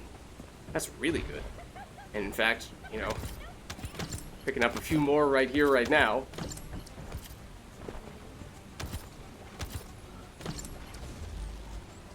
Because those void fragment missions are very grindy. They're fairly quick, but the number of times you have to do them to get a significant number of those void shards is kind of painful. So to be able to get a somewhat significant amount, a very significant amount in fact, from a totally different type of mission is nice. One that gives you other forms of benefits, like large amounts of XP, because we're all the way up to level 21 now. So that's nice. I didn't catch, I don't remember exactly how much gold we had before we went in there, but it should have been a half-decent amount of that as well. One thing we perhaps ought to do is, since we're already at proficiency level 40 on this weapon, maybe it's time for us to do our first socket type on a weapon. So this will reset the proficiency level from 40 back all the way down to 1. That doesn't affect our damage, though. It just means that it'll be a long time before we can do another one of these things. But by adding one of these, we can, assuming that we match up the right symbol, we can reduce the amount of the cost of our modules. So we can add more in total or upgrade them up higher. So having things like this better insight for the higher crit rates cost less would be very helpful, although I feel like crit damage is probably something that would be even better still for us to prioritize. Hold on a second. Oh, is it this one? That's the one that I think we'd like to be prioritizing a little bit more. Granted, they use the same symbol, which is very convenient. So I'm thinking that symbol right there, the chevron, is definitely the one we'll want to use. At the moment. Oh, we can't quite fit that in. Wait. Huh?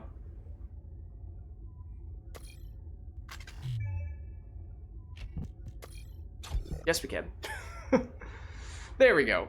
Alright, that's technically a little bit more damage for us. Sure, why not? As for whether that is the preferred thing for us to spend our module capacity on, well, it's not a bad thing. But let's let's do this.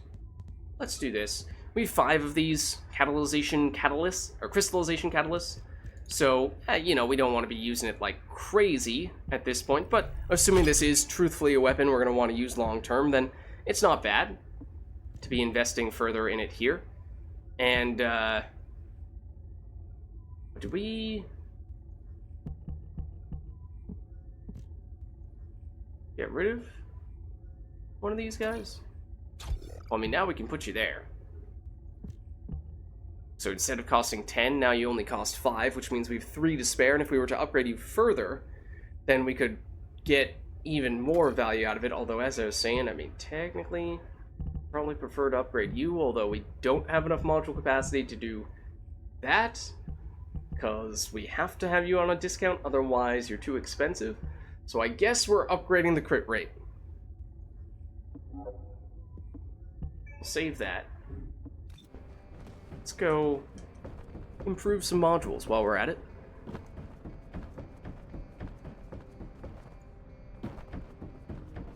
Should make us deal a little bit more damage, and it means if we're farming up experience on our character, we can also benefit from farming up weapon proficiency as well.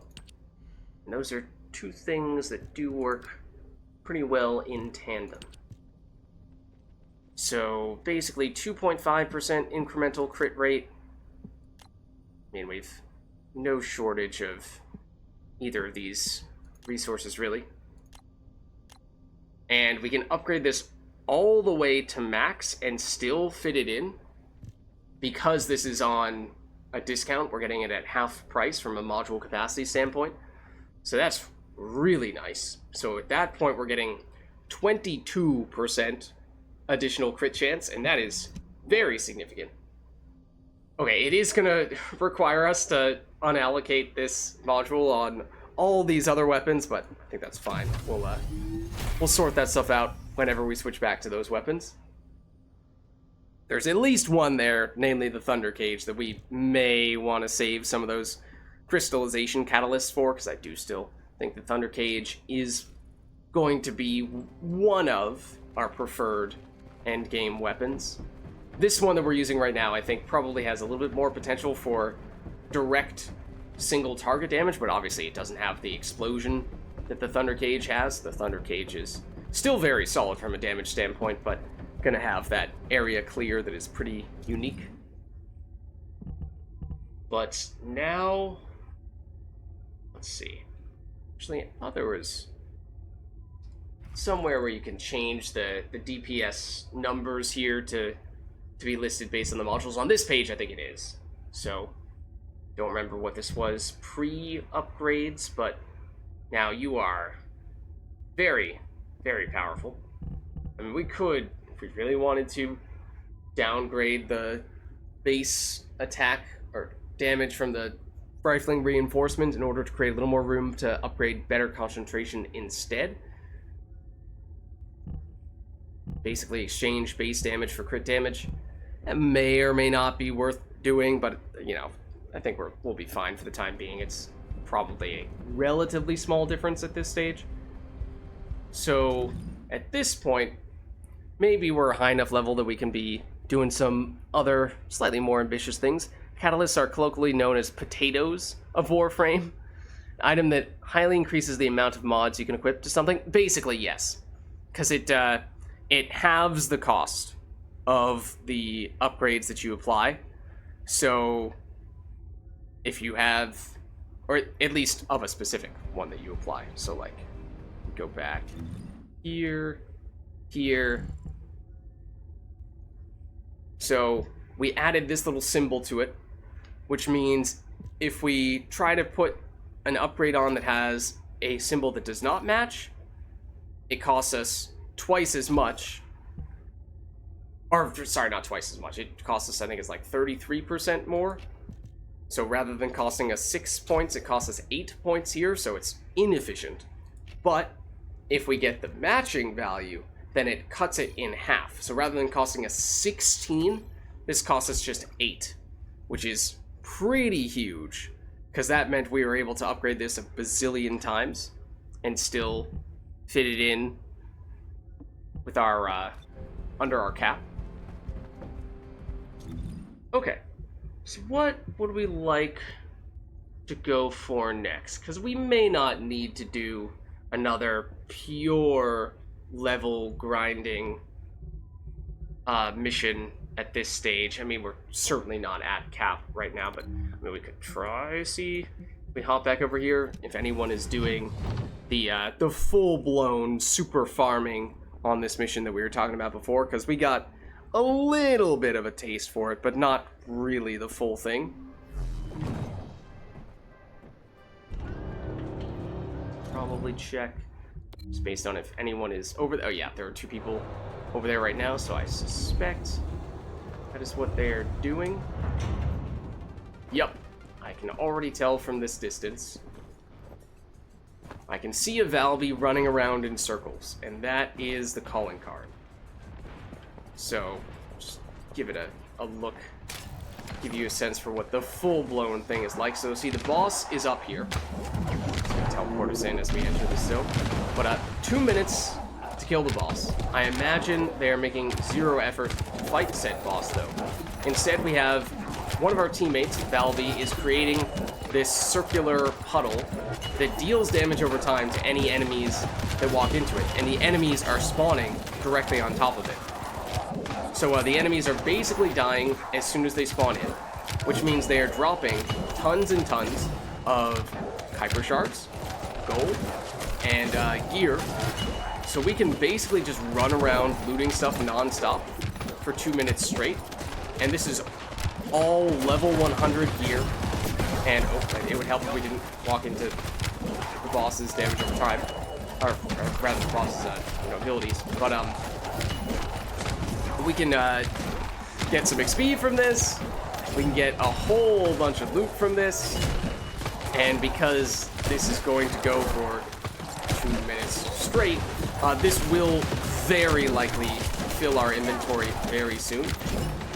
Getting some modules from this as well. So this, from what I understand, is basically the ideal, most optimized way to farm stuff. And you see this person you see through right here, this person right in front of us, that's the one who's creating this water on the ground, who is setting us up for all this stuff, and we are just benefiting from their ability. Yeah, so you'll see right now we walk past this, we can't pick it up. That's because we have a full inventory right now. That is because so much stuff is dropping that our inventory is full. And yeah, we didn't come in here with an empty inventory, but the reason why we didn't come in here with an empty inventory is because I was doing this earlier and got a ridiculous amount of stuff from it. So you might think, okay, well, Lids, just step out and, you know, trash some of your stuff so you can create space to pick these things up. We will not have enough time to do that before they start this again. You see, we deliberately did not succeed in that mission because that way, you know, we just non-stop farm the enemies who keep on respawning in, because if you kill the boss, then the enemies stop respawning. And also, in case you didn't believe me for how much stuff is spawning, or how much stuff we picked up, the game is still registering in the right-hand side there all the things we picked up. It has not yet done so. It is still registering all the things we picked up, and we stopped picking things up a while ago. You can hear the sound effect, so even if we were to... Okay, now it stopped. These are all the things from the last time round that are still left over on the ground, because we weren't able to pick them up because we ran out of space. So, you know, not that we have to do all of this right now, again, but I just wanted to show you what the full, legit thing looks like when it is done to the optimized extent.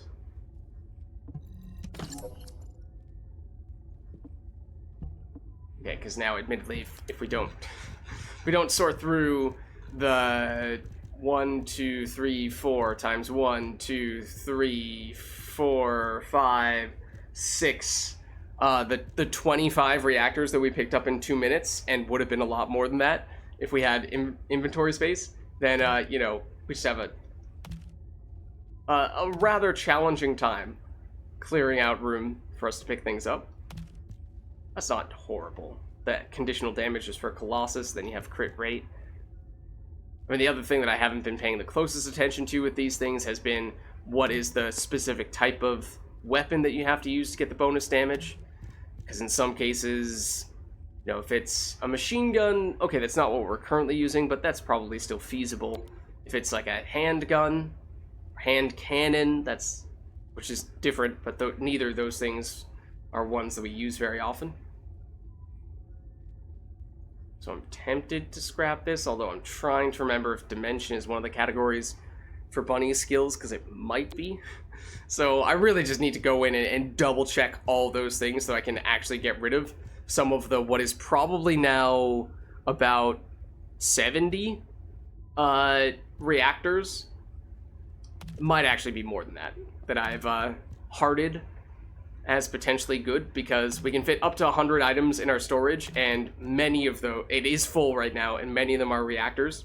And then we have a whole bunch of reactors in our inventory as well, as you can see. This could be good.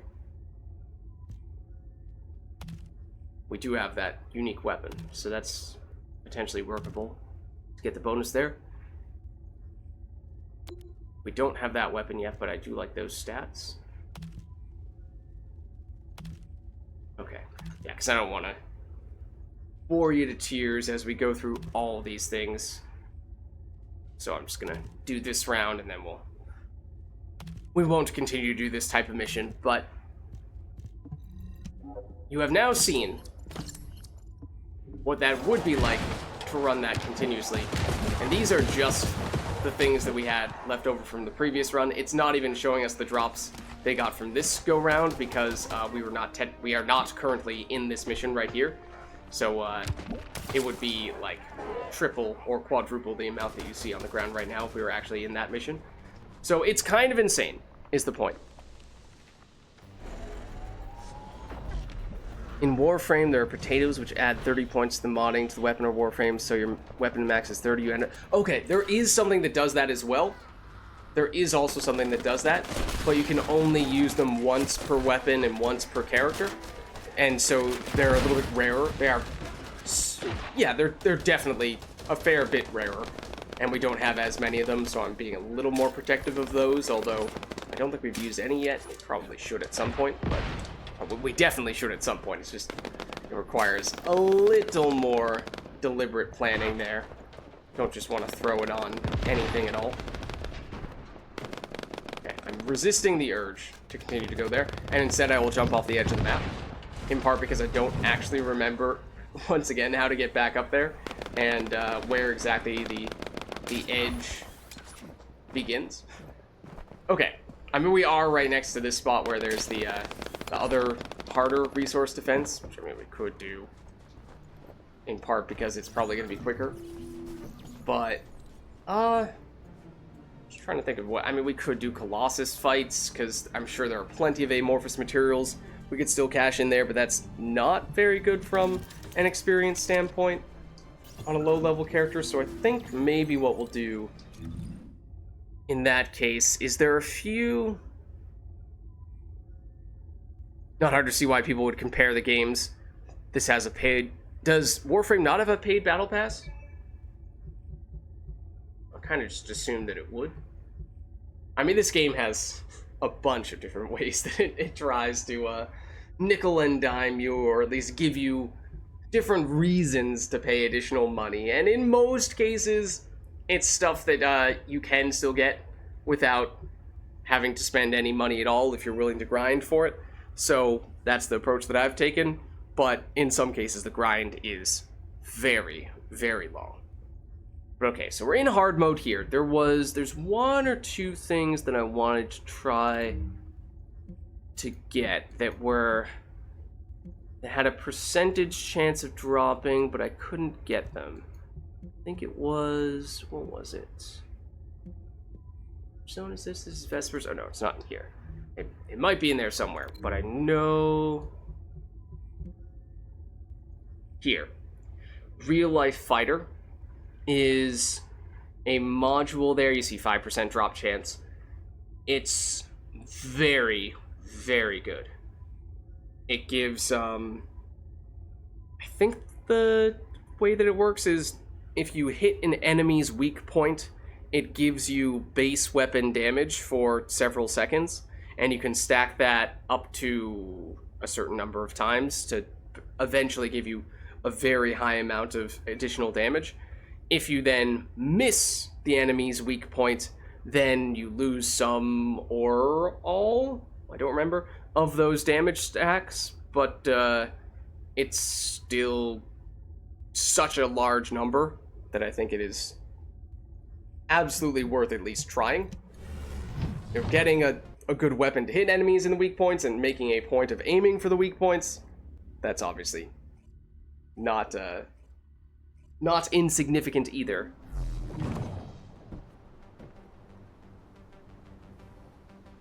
But when executed properly, I think it is, at least mathematically, one of, if not the best module for many weapons. It's a little tricky to use. Or at least a little tricky to get decent value out of. It is very tricky to perfectly optimize it, of course, but this is the mission that gives us 5% drop chance. I think there are a few more that give that same 5% as well. So I've done a little bit of farming those to try to get to drop, but I don't believe I've gotten it yet. So this is actually, for what it's worth, it's also a resource defense of sorts. It's just that in this case, it's rather than non-stop waves, it is for a specific amount of enemies / duration, and at least at the moment, it's just us. So this is hard mode, so these enemies are level 100, which means we are very vulnerable. So this is probably going to be our best test yet. This is usually where, yup, the enemies spawn. Does, I suppose, help if you know that in advance. I would prefer you not shoot our resource that we are trying to defend. And eventually, oh. You start spawning in more other locations eventually. I'd like more health, please. Thank you. Ooh, fancy schmancy dog.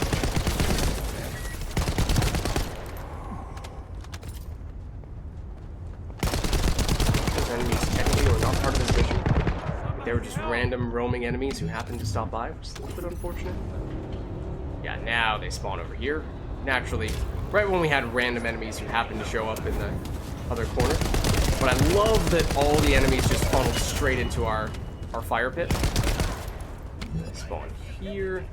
Drop another one here-ish. Might not have placed that one quite as well. Oh, hello.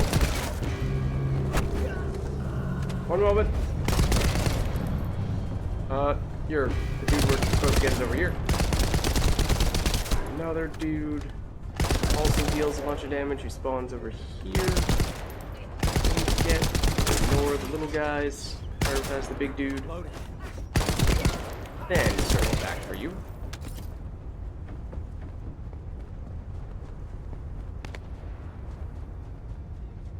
Drop this just in time. Drop this. Hello. They were very eager to say hello. No shields allowed.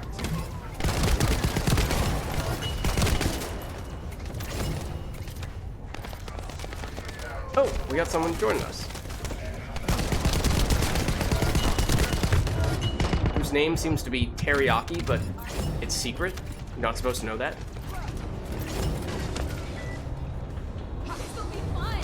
Oh, that's the new character. Luna, right? That's her name. So she does some kind of,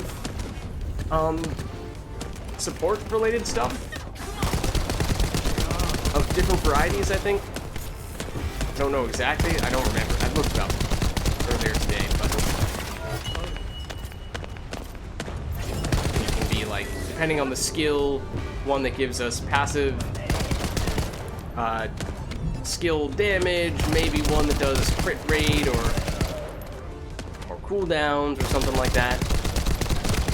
Then maybe one that gives us weapon-oriented stuff. Oh, you can hear the music?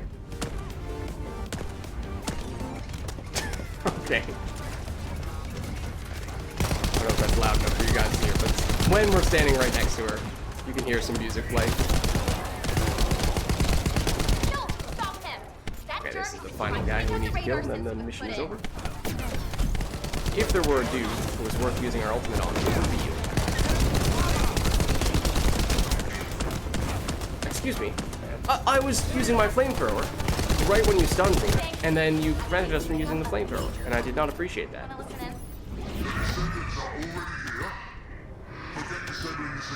Okay, so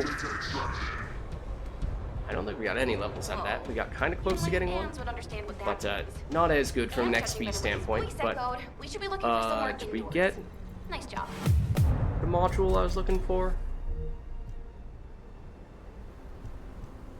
We did not, but we got some useful crafting materials. One of the creepy crypto dude items, and then a whole bunch of these toxic mechanic reactors. So I think that's just something that this specific mission is guaranteed to drop in some quantity.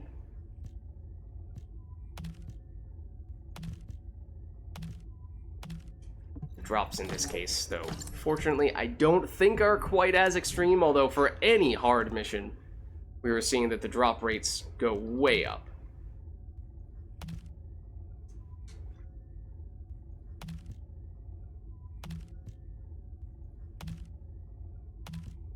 Okay, fortunately, most of those were obviously not good matches. Easy to dump.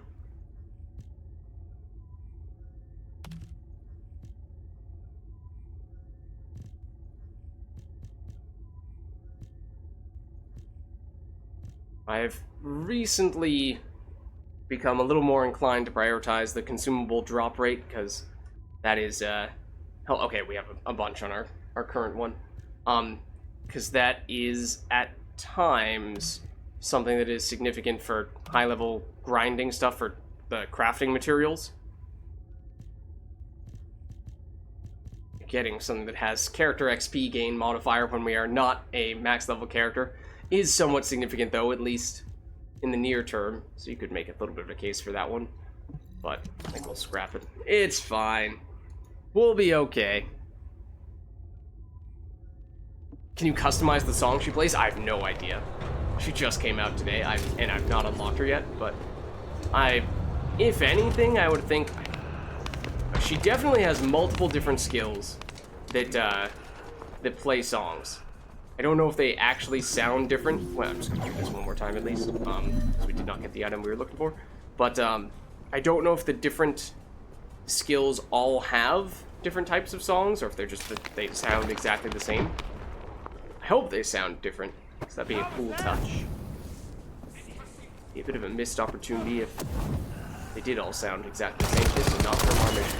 Those are enemies from the random dude's mission over there. It's like that guy's mission. Oh, the reason why the enemies have not spawned for our mission is because we technically need to go over here first to trigger it. Descendant, we've located the radar. I always forget that. In this zone. It's not the first time I've done this mission and just been standing there waiting for them to spawn in, and they never do. Let's go over there first.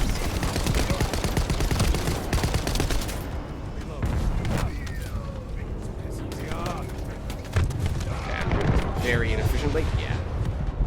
That was just poor execution on my part. On several levels. Oh, whoa. Okay, apparently those people who were doing that other mission before have now come in to join us. I mean, that works. Let's see, it's an Ajax and a Fiesta, so no more Luna. We got a little bit of a sneak peek at what it's like for her.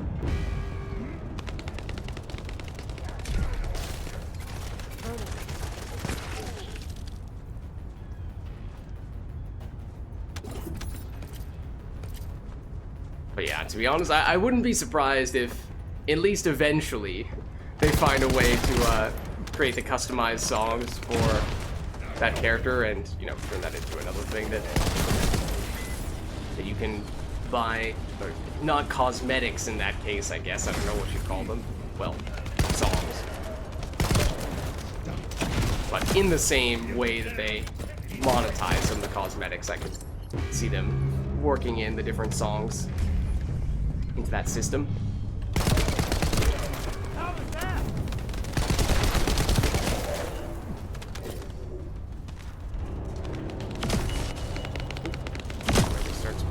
Places.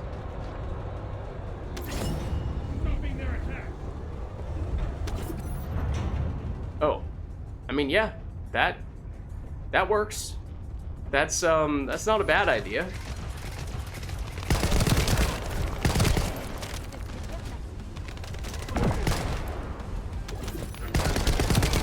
I'm surprised I haven't seen that more often.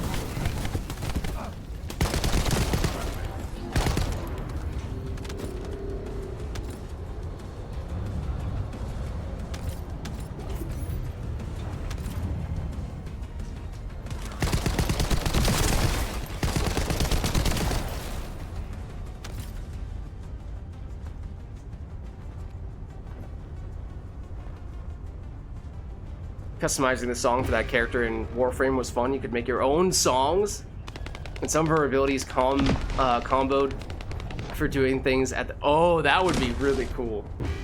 That's really clever.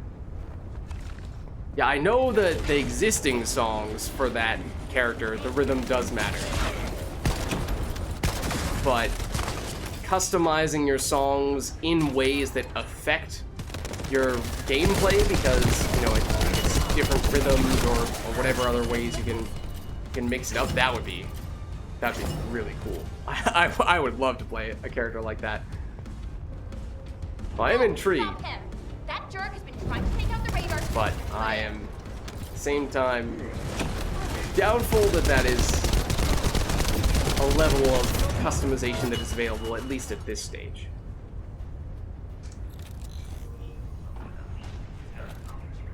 Come on, get up here.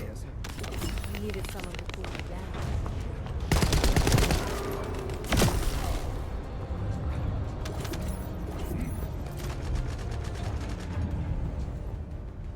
Oh, that's someone doing Thanks. the infiltration mission over there. Wanna listen in? Okay, do we get it this time? We do not. I mean, it's a 5% drop chance, so Yeah, it's not the single hardest thing to get in the entire game, but it's not like it's a quick farm. I mean, obviously, if you get lucky, you could get it the first time, but in all likelihood, it will take a while to pick it up. So, it just seemed like since we were looking for a mission or two to do with Blair, that might as well give it a shot. I also don't remember if Dimension one of the categories for VS's skills, but maybe we hold on to that just in case. That's why we have all of these modules, because I'm so many where I'm like, well, that sounds good, but I don't really know. Like in this case, okay, fire skill damage, great. Fusion skill power, is that something that we have? Oh, but also, I've not been looking very diligently at the 20% damage bonus, because there's just so many stats of these items. You have at the top, the weapon type, which for the most part I've just been ignoring with these, maybe outside of some of the unique ones where it's a specific unique weapon that you have to have, and in some cases we just don't have it at all. But otherwise, for the most part, I'm assuming, hey, if it's a good module, we'll go out of our way to throw on that specific type of weapon to get the 40% bonus there. But the 20% elemental bonus in that skill power boost ratio in the middle, that one I've been paying close attention to. It's easy to see because it's color coded just on the art itself. But the category below that, the tech skill power, the singular skill power, that one I've not been paying close attention to. It's mostly the color, and then it's the color / element, and then it's the stuff at the very bottom, that fire skill power and the fusion skill power. Those are the things. So across all of those categories, once you factor those in and actually look at how those all line up with whatever character would be most likely to use that reactor, that's where ultimately I will try to whittle down our number of reactors considerably. Tomato7, how are you? How are you doing? It's been a while. Well, I guess technically speaking, it says you're a first-time chatter on Twitch, but of course, we go way back when it goes to Gwent. How are you? He should play Gwent, you say. Once upon a time. Back in my day. This also looks half decent. This also looks half decent. This also looks half decent. But we'll scrap that. There's just too many things that look good. Oh no, I didn't mean to do that. I meant to do that. That one's bad. That one's bad. That one, the HP heal modifier, I'm usually automatically scrapping as well. Makov as well, how are you? Those Gwent days. Those were indeed the days. Okay. Don't love that, I don't think. The Sieve search radius, I know I've trashed on that stat in the past. Given how it kind of works with Enzo in particular as a dedicated creepy crypto guy farmer, it makes some sense to have those types of stats specifically for him, just when you're going out for the express purpose of finding those encounters. But otherwise, outside of that, not the biggest fan. I currently am waiting for her to finish crafting. I think she's a few hours away. I think she's gonna finish something like middle of the night for me. So I'm almost there. Right now we are playing Blair for the first time today, or at least the first time after full release.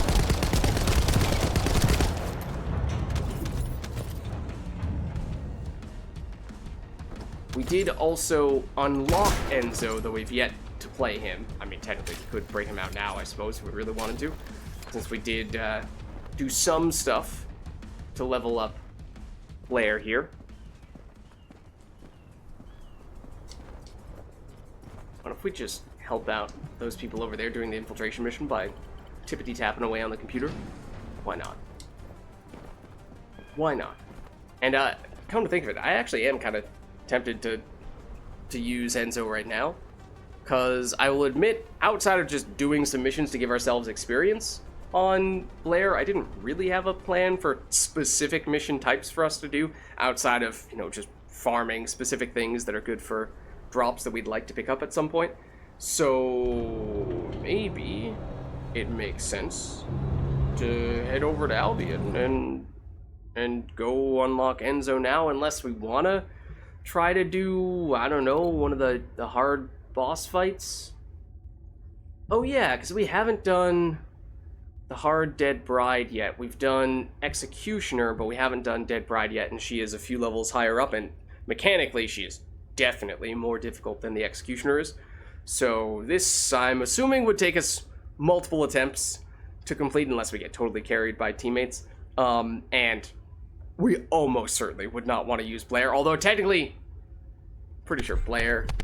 Oh, hold on, we're about to die, first of all. One moment.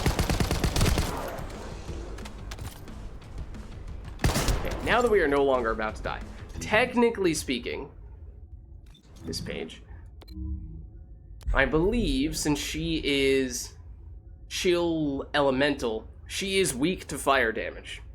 So from that standpoint, technically speaking, Blair is one of the best characters to use against her, probably more so Lepic and Ultimate Lepic in particular, but we do have an amorphous material, so we would benefit from having an opportunity to cash that in.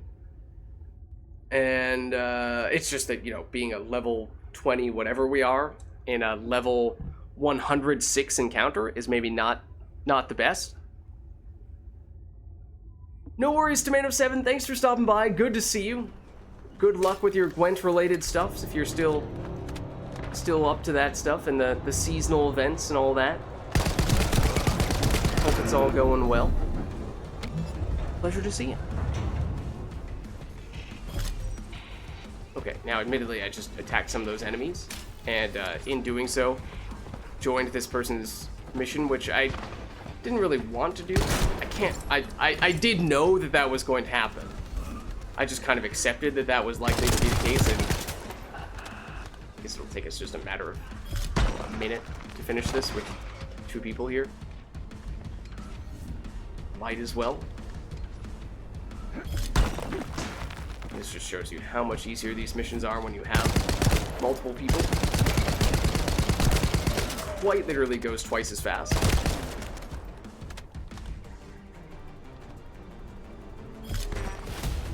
There we go. Pretty lo-fi, but it'll have to Oh, and that's Luna. Okay, so there you go. Maybe not one of her more cringe-worthy comments, but there definitely are some. Okay, so, yeah, what do we say we try doing what would be the most difficult boss fight by almost every account that we have ever done, unless you want to make the case for the Hanged Man, despite being several levels lower, being mechanically more difficult, which I might accept that if you want to make that argument. We're level 23 at the moment, out of 40. So we will get annihilated by the boss, and it's not like we're gonna never get hit. It's just a matter of how long before we get hit. But we could throw on... Let's head back to town. You know, we can maybe throw on some specific modules designed to make it more likely for us to succeed in that specific encounter. We would definitely be relying primarily on our teammates carrying us. Don't get me wrong.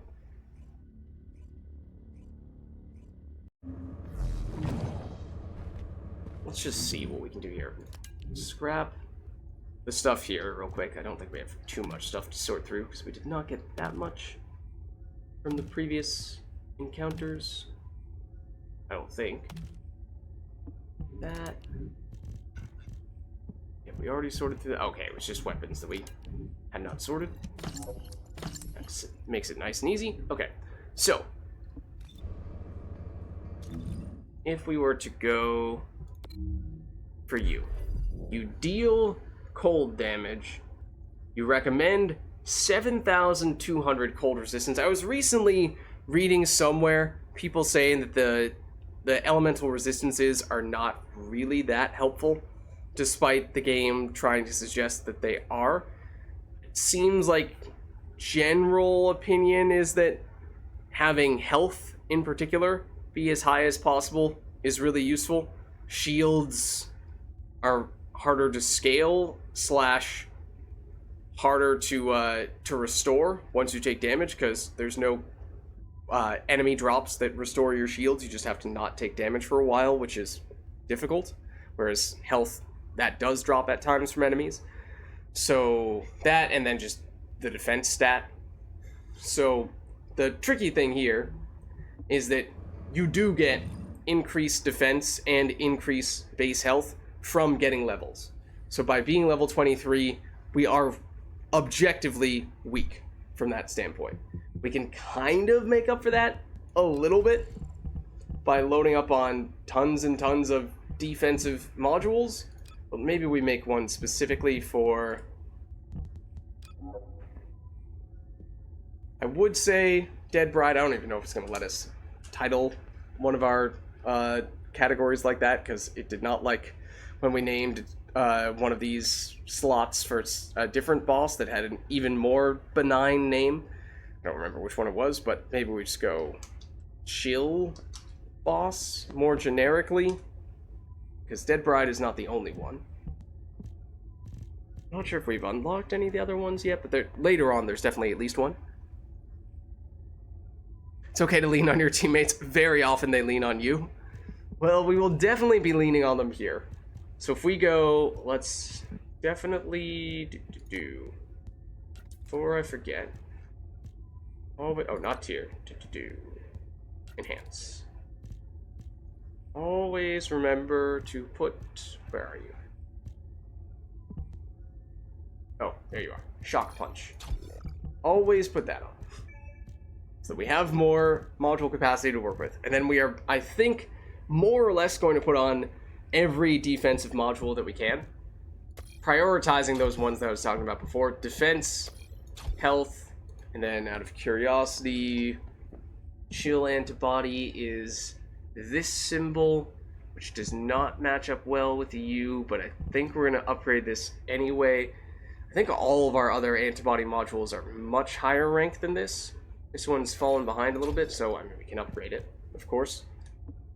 How much room do we have left to do that? Please go away. Save label. Okay, we do have a fair bit remaining here, so we can get kind of aggressive, and I feel okay about upgrading that, because again, it's not like this is going to be the last time we ever want to have chill resistance for a strong chill damage enemy. Hey there. Unless, What can I help you with? as I was just saying, it turns out that, well, technically the elemental resistances are not very helpful, even against enemies that are using that type of damage.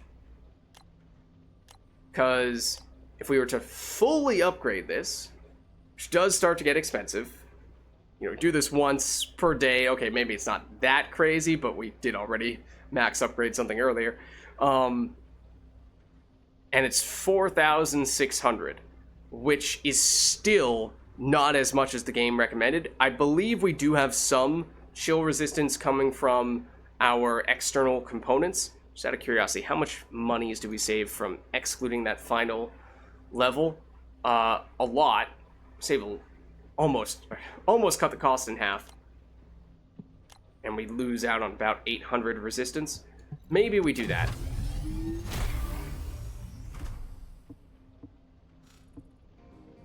I think the cost is just a little extreme at that point. So, where were you? Chill. Oh, it's already equipped. That's where it is. That's why I can't find it. Okay, so now we do still have a somewhat decent amount of module capacity to spare here. This does give us a little bit of both offense and defense, but I'm honestly thinking we're just going pure defense here. And the strange thing about that is that, okay, well, the reason why you would take Blair for this fight is because he has fire damage skills, so offensively he has an advantage. So if we focus only on the defense and not on the offense, then there isn't much reason to be taking Blair in the first place, so I recognize that this is kind of, you know, missing the forest from the trees a little bit, metaphorically speaking. Yeah, crit. I'm also kind of trying to find something that fits that, but the shield would probably be the next best defensive thing, unless we go duration, cooldown. Oh, this would give us another source of cold or chill resistance, not in as high a quantity, or, you know, this 11 module capacity that we'd have to spend is worth less than the 1 module capacity would have cost us to upgrade this one more time. It's just that I didn't really want to spend that much gold in Kuiper shards, somewhat selfishly. Let's see, what else is there? And there's also these Transcendent modules, but I don't think this is the time to be trying those out. And then a whole bunch of stuff that we haven't upgraded at all. So, in that case, did we throw on the pure shields? I don't think we did. So if we do that, we are basically fully allocated, unless maybe we can squeeze in something small on this spot. It would still have to be a 4, wouldn't it? And there is quite literally nothing that costs 4 module capacity in this category, so it looks like it's gonna be this: shield, cold resistance, health, defense. Pure defense. So then that means our offense is going to be coming from our weapon, and yeah, we did make some upgrades to this earlier, so it's a little bit better than it was before, but I still think in the grand scheme of things, it's going to be our teammates who are doing way more of the damage. I just want to double check. One of these has cold resistance, right? No, it does not. Okay, I'm glad I did double check, because we definitely were using one of those that had cold resistance in the past, but apparently I took that off. In fact, we might even... Did we have it in our inventory? Looking for cold resistance. I think it comes only on these round-shaped ones? Yeah. 3,400. Given how I hearted this, I think that was the one I was using before. And the MP recovery in combat, I mean, sure, this is technically not a level 100, but we lose a little bit of the crafting stuff in favor for, and we lose some shields for more health and more chill resistance. So between the 3,400 there and... Okay, and the 3,800 here, I think we're right around the number that the game recommends.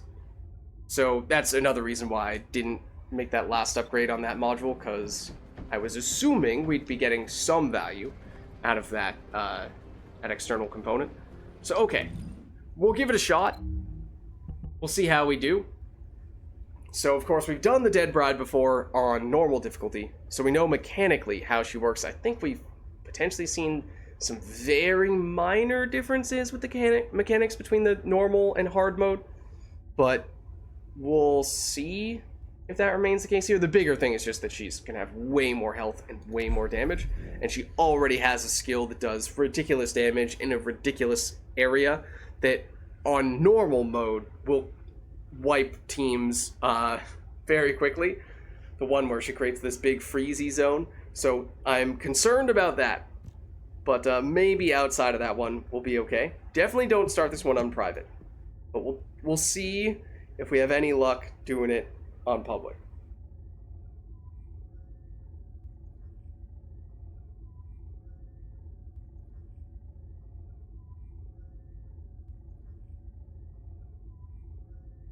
Hopefully we get a full lobby as well, of course. Because if not, this could get more difficult.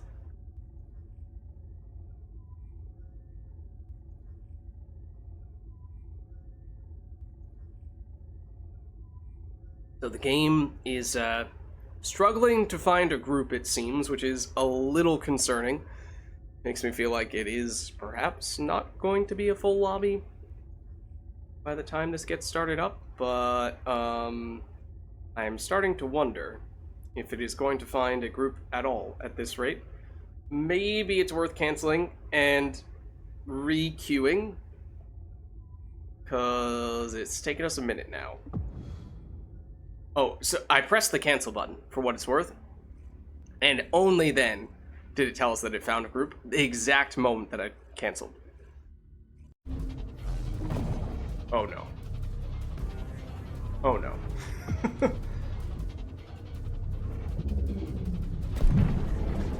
We don't have 3 participants. We have 2 participants. Excuse me? Excuse me? There we go. No, we've... Oh. I think that person left because they knew we stood no chance. But so few people. Look at how much damage we're dealing. Woohoo! You can almost see her shield bar changing. Ever so slightly, it has moved. And our teammate is standing there doing nothing at the spawn point, which is also wonderful. It's exactly what I mean, the smart thing to do here is probably to do exactly what the other person did and say, all right, not now. We need a new group.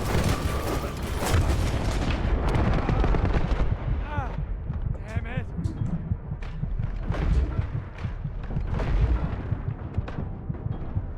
We're probably gonna die before we do this, of course. Yeah. Okay.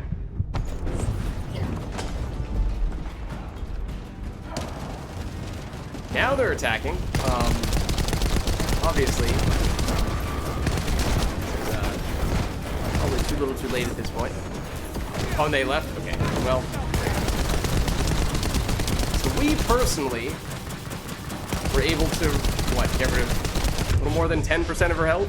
Maybe? When we were the only person in the group, attracting all the enemy's attention? Well, that's an interesting animation. I don't think I've seen that before. But let's try restarting and seeing if we can actually get a group this time. Yeah, that's interesting. You say you're going to try to give us a lobby with the people who restarted from our existing group. Yeah, no, good luck with that. I mean, it'll be easy. Just get us in a group with ourselves. Mission accomplished.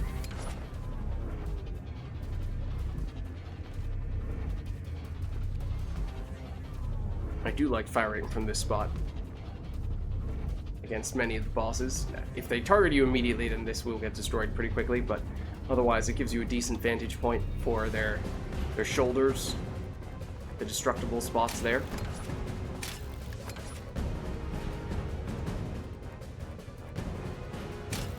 So I did tell it to restart us with a new group, but I think it is once again struggling a little bit to find a group, and that's why, despite the timer having technically worn out on that restart, we are still not in a new mission yet. So it may just be that nobody's really looking to do this specific boss. It's a relatively small number of people who have access to it because it is one of the hard mode bosses, and it's not like it's the first one either. And then amongst those people, I don't know, maybe ones who do have access to it are still doing the even higher level bosses, because those may be more rewarding. Okay, well, hold on. What do we get this time? Full team. Full team, that's all I'm asking for. At least give us a chance. Oh, no. I did not knock on wood, for what it's worth. Hold on. 3. Still a little bit of time for a 4th to come in here. That is still possible. I think once the boss actually spawns in, I don't think it can happen anymore. I think we're stuck at most with 2, or with 2 teammates at this point.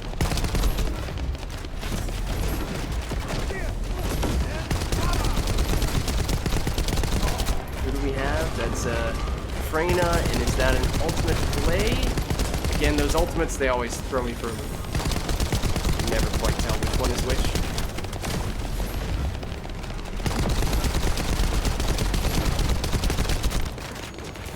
Is it that is Glade, and that's great. She's usually the best bossing character.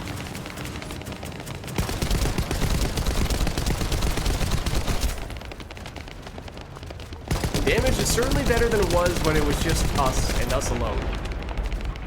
Unfortunately, this boss cannot heal, which is a big difference maker. Any progress is permanent progress. There's her destroying this. And that.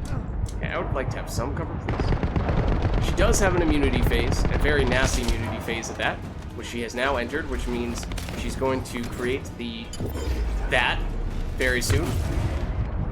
Okay, we did just barely get out in time.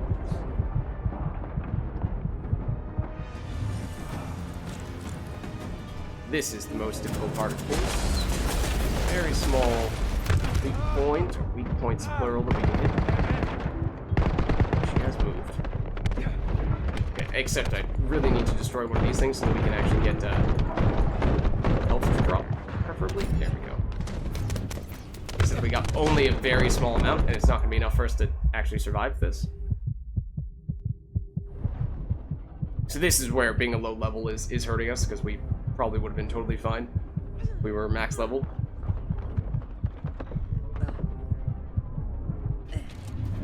A lot of guys still need to burn. Thank you, Freyna.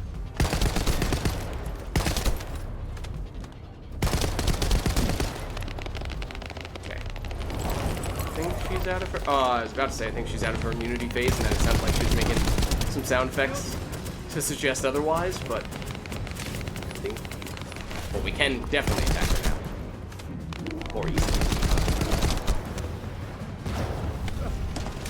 Have I not activated our actual spring? Apparently not. Okay, hold on. Dodge, dip, dive, duck, and dodge. I do not appreciate that.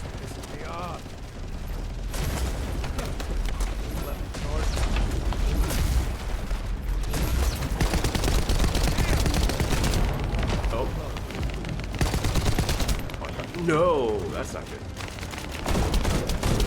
I don't remember what Greg's reverse fate does in terms of unique ability. I don't know what I'm trying to do with it right now, really.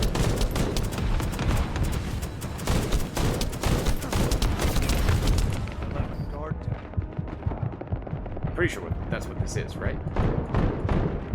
Excuse me? I was trying to destroy you so that I could get useful drops like health and ideally general rounds, which may or may not be somewhere else on the ground already.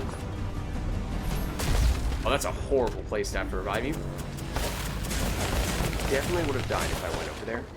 Still not picked that up though.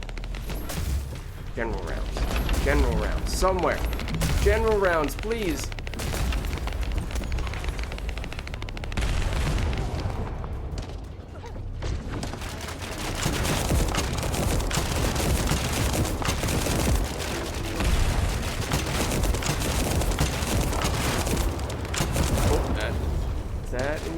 She's setting up? Yes. Okay, we gotta run. Does that mean she's about to do this? Loading.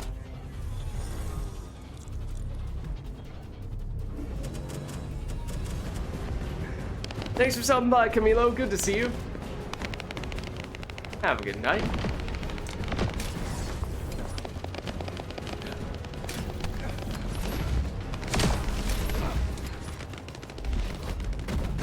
Ammo.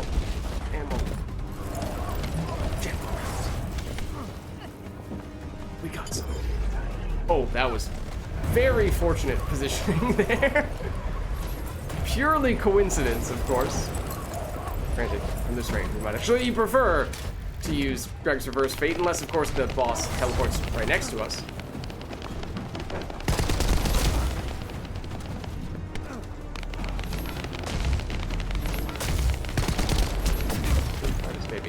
Maybe don't dodge forward toward the projectile. She's no longer immune, right? Blindly hack away at her.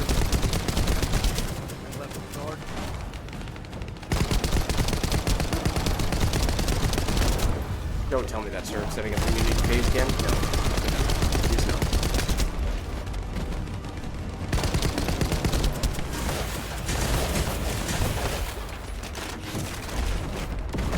Oh, no! You did not just teleport away from me right when I was thinking it would be a good time to use our ultimate. And... okay. Thanks. Don't walk into those. Ow. Okay, maybe not the best timing for that either. But her shields are down. That's something. Usually, bosses have much higher shields than they do health.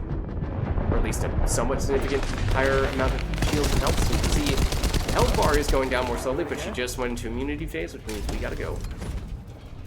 Because that's about to happen.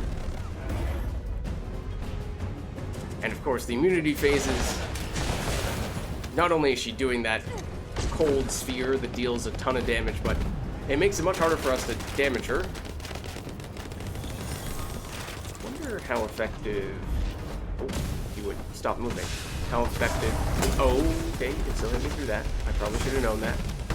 How effective is this? Weak point. Not from this range anymore. Got you ever so briefly. We are toast. We are, and by toast, I mean we are frozen. Which is really the opposite of that. I am surprised we were able to get far enough away quickly enough.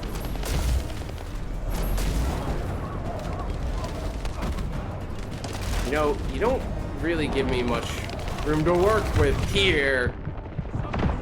Do you see our health bar right now? That's a trick question. We don't have a health bar right now. Or at least, that's certainly what it feels like.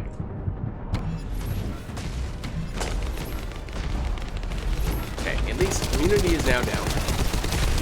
We've waited that out. Hoping... you know what? I'm not going to finish that thought. I'm not going to finish that sentence. I'm not going to jinx it.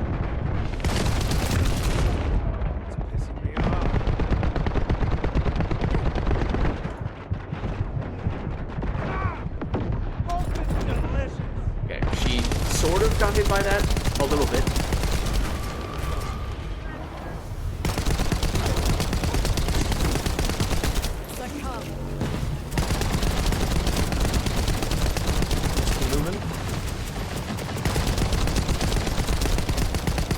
Damaging her. Oh, ow. No, not another immunity phase. Okay, wait. Little less than 2 minutes. Oh, I'm still in this zone, and I do not have a lot of health right now. Okay. That was close. Teleported all the way over there. Is there even anyone over there right now? Who is she attacking? Oh, we do have a teammate over there. Okay. It's not a complete coincidence. This is what I mean, where it just slows us down.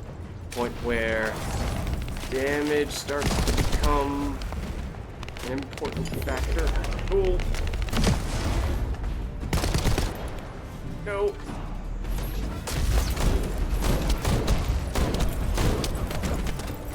Hello. Stay right there. Maybe. No. Oh! We just barely did it in time. Okay, if our teammate wasn't in the cold zone, I would go get them.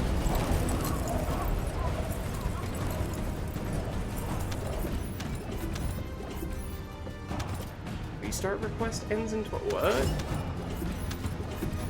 Never seen that pop up before.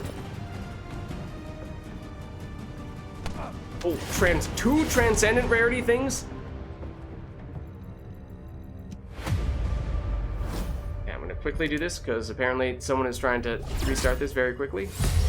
I don't know what to make of that, but okay, that's one of the components for one of those crystallization catalysts. Okay, I think we're just heading back.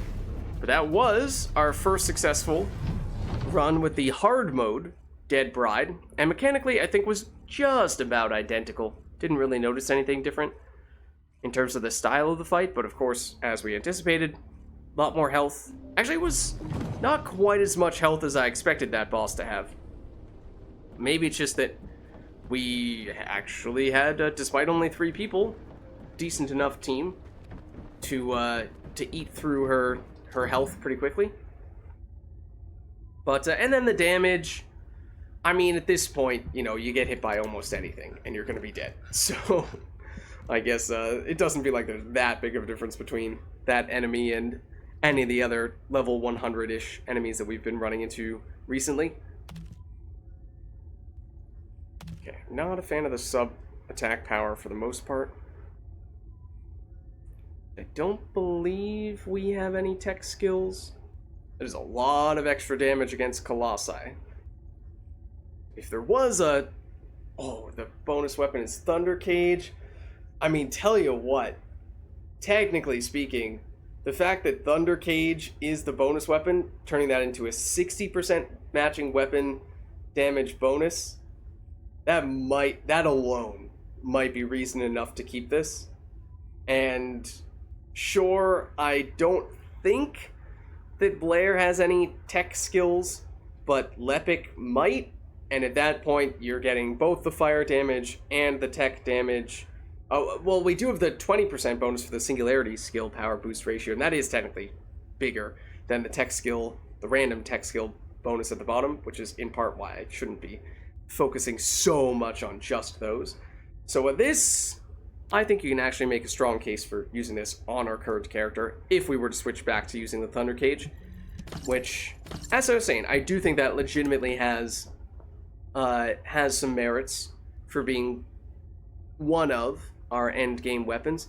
Now we got a couple of these Polar Night sensors, so that's a new type of, it's a new set. Polar Night. What is the deal here? You get 2 of a kind, you get 6.2% chill damage bonus. But if you get all 4, for each frostbite stack inflicted upon enemies, firearm crit damage plus 1.7%. That's not that high, unless you get a whole bunch of those frostbite stacks. Skill crit damage plus 6%, up to 10 stacks, 5-second duration, at a 30% chance. When defeating an enemy inflicted with frostbite, inflicts additional damage equivalent to 12% of the enemy's max health on enemies within a 5-meter radius. Oh, it's, wait, oh. There are a bunch of, it reminds me so much of several Path of Exile skills, unique items. I'm blanking out on the names of them, though, because it's been several years at this point. And there are several that do very similar things that more or less are right along those lines. But the one that I'm thinking of is the chest plate that does lightning damage. It is red, though, and it has some obscure name that I have not had any reason to think of for the past 3 or 4 or 5 years. So, alright. It reminds me of that, though. Okay, it does have a very high max health bonus, though. So it's good from that standpoint. The MP recovery in combat is very high.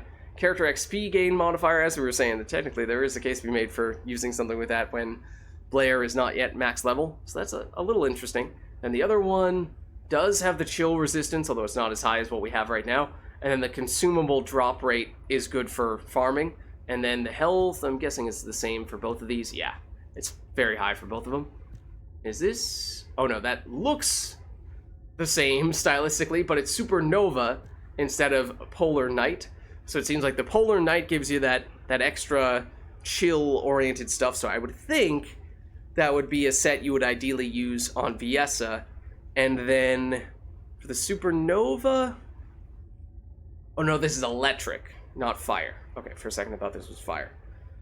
But that is interesting, because these sets are definitely starting to give you more unusual types of stats that are more like full-blown passive skills rather than just a single straightforward stat boost. So that's something that, if we were to get other pieces for this set, I would be interested in testing out. And, oh right, this is only level 84. I'm surprised it has such high chill resistance for only a level 84, because this is 16 levels higher, and yet is still quite a bit lower on the chill resistance, but... I mean, technically we only did that chill resistance specifically for that boss fight, so maybe we'll throw you on for now. We'll, this was the one we had? No, this was the one we had. Okay, and it is hearted. Wait, did we get that as well?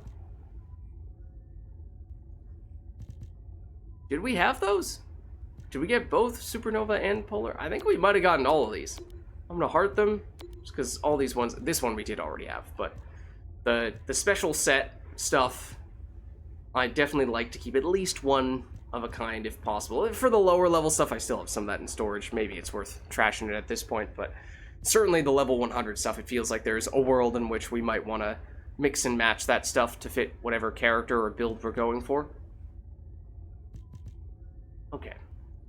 I do kind of like the double shield and equipment drop rate stuff. We've had this in our inventory for a while now, though. Okay. We did get a couple of Transcendent modules, I think. If we sort by new, can we see which ones those are? Oh, take away this category, give us all. Okay, it's both of these guys, so what are they? We have one for Eugen, who we of course have not yet unlocked, and I cannot say is someone that I'm all that intrigued to unlock. I've not played him before because he is new to the full release. He was not in the beta, but still. Inflicts explosive reaction effect. Deals damage to nearby enemies when the effect ends or when the enemy dies. Inflicts the same effect on nearby enemies when the enemy dies. That sounds kind of similar to the effect we were just talking about from the external component. But for what it's worth, I was making a comparison to Path of Exile and a piece of gear there that is very powerful. I know that might not be all that meaningful to people who are not familiar with Path of Exile. That is a very fun game, though, that has some similarities to the First Descendant, in that it is also an MMO RPG, at least, although it's fantasy-based in that case rather than sci-fi. The reason why it was so good in that game, and why it intrigues me in this game as well, is because if you basically have automated damage against enemies based on killing an enemy, it kind of gives you a feedback loop where you kill one enemy, which gives you enough damage to automatically kill more enemies in an area of effect, and then that just dramatically increases your clear speed. So any character who is focusing on that can get really far along. Oh, also, I just briefly noticed the module number that we have in that bottom right corner. We are nearly at the 1,500 cap, so, you know, at some point we should probably cash some of those in. I'm pretty sure we could get an absurd amount of Kuiper shards from doing so. But what is the other thing here? We have Contagion, which is for Freyna, which is a character that we, of course, do have. When an enemy inflicted with room 0 trauma is killed, which is one of the types of degen that Freyna has on basically all of her skills, there is a contagion of poison surrounding it. Okay, so that intrigues me, because that also seems like a way to take what would normally be the damage to destroy one enemy and apply it to other nearby enemies, again, potentially dramatically increasing your clear speed. So I like the sound of this. The tricky thing with these Transcendent rarity modules is because they are the highest rarity, they are exorbitantly expensive to upgrade, although I don't believe that the stats on them get any better. It's just the capacity cost alone that gets reduced. So if they become more affordable by leveling them up, which is still meaningful because they start off as being very expensive, but you know, you could, as long as you can afford to use them, you can probably get by without upgrading them all the way. Obviously, you can do that with many of the abilities as well, but it's not like you're missing out on damage, at least not directly. I have picked up a few Transcendent modules in between streams for other characters as well. One for Ajax, of course, that's not super relevant, but I think just either earlier today or yesterday, got this one on Sharon for her ultimate ability, which intrigues me a lot. And I don't think I've read this one for VS, Hypothermia. When using a skill, inflicts Ice Needle instead of Ice Shackle. Okay. When Ice Needle reaches a certain number of stacks, passive skills are triggered. Ice Needle, continuous damage to the target. Damage increases as it stacks, as opposed to the Ice Shackle, which slows enemies, right? That also sounds intriguing to me. Okay. Alright. I like those. Now, because the Transcendent modules are so expensive, I doubt we could get all that aggressive upgrading multiple of them. If we want to test a bunch of them out, we'd probably have to settle with either keeping some on the basic starting level or just upgrade them a tiny bit so we don't go broke. But speaking of which, maybe we do in fact cash in, and by cash in I mean dismantle, a bunch of those modules now. And by a bunch I mean probably several hundred. I'm curious how many Kuiper shards they're going to be worth. But if we don't do it now, then I think we're going to accidentally hit the cap without even realizing it. And some of these modules are not just the normal rarity. In some cases, they're rare or even higher than that. And they do give more Kuiper shards in that case. So I am intrigued. Let's go for it. And I think our general rule of thumb will continue to be try to keep 2 of each type of module. That way you can have one that you upgrade heavily, and then one that you can keep either base level or very close to base level in case you can't afford to apply all of the to use all the high capacity cost stuff. These all the same, because I'm organizing by quantity, and I'm noticing that this was the first one, which meant there should be the most quantity for this. There seemingly is way more for this. Normal. Oh, okay. Impact rounds versus special rounds refining. Okay, I see. Do impact rounds ends here. Okay, so save a couple of those. Special rounds, yeah, it's a subtle difference there. Okay, so there we go. We saved 2 of those, or 2 of those. Amplification control. Save 2 of those, although I'm pretty sure we've upgraded one of those somewhere else. Thinking honestly, since this is a sub module and we already have fully upgraded a sub module, I might just could even make a case for selling all of them, but keep just one. Keep 2 here. So as we go further down the list, the number of copies of each module that we have is going to decrease. Might already be able to tell a little bit, but we still have a lot of these guys. Those.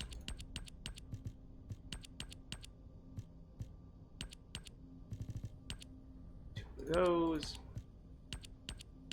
We are already selling over 100 modules, and we have a whole lot more to go, just based on the number we were seeing on the other screen.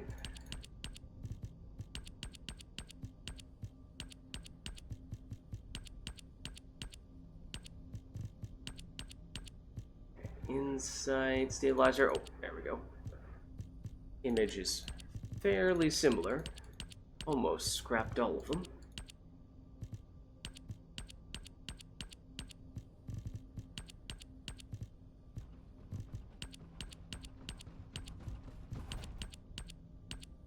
Okay, Tonfa also a submodule, and therefore one where probably only need to keep 1 at most.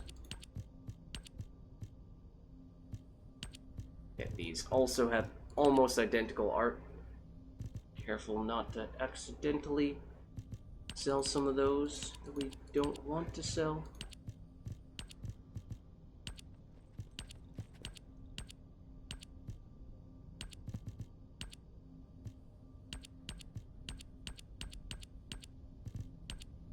Nope, keep that.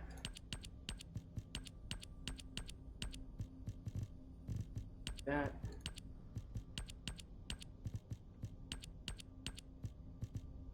Yeah, now it's getting more noticeable. The quantity of modules that we have definitely decreasing. Usually, or previously it was over 2 rows, maybe even over 3 rows of a given module. Now it's just about 2. Or actually, slightly less at this point.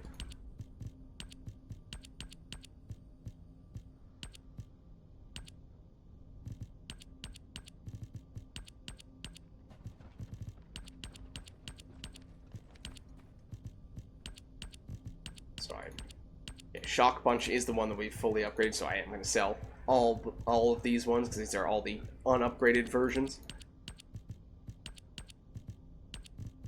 Curious to see how many we end up selling total, and of course what the actual Hyper Shard value of doing that is going to be, because I imagine it will add up to be quite a bit.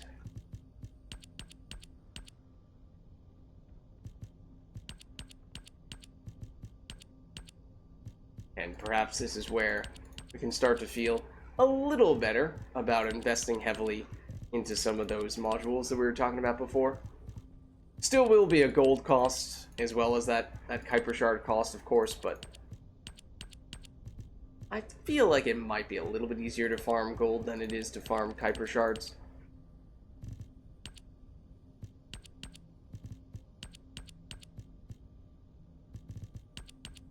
And get rid of all but one of you.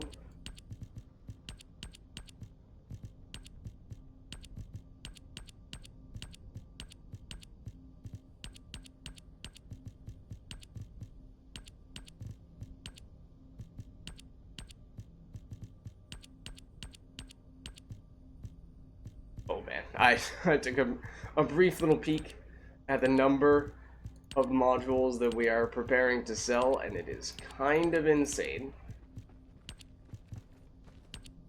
I mean, we saw the total number that we have, which is over 1,000. So, I mean, there's a chance that we are about to sell 1,000 modules. Which sounds ridiculous, but when you see the number that we are on right now, you realize, you know, we might not get there, but we probably won't be that far away.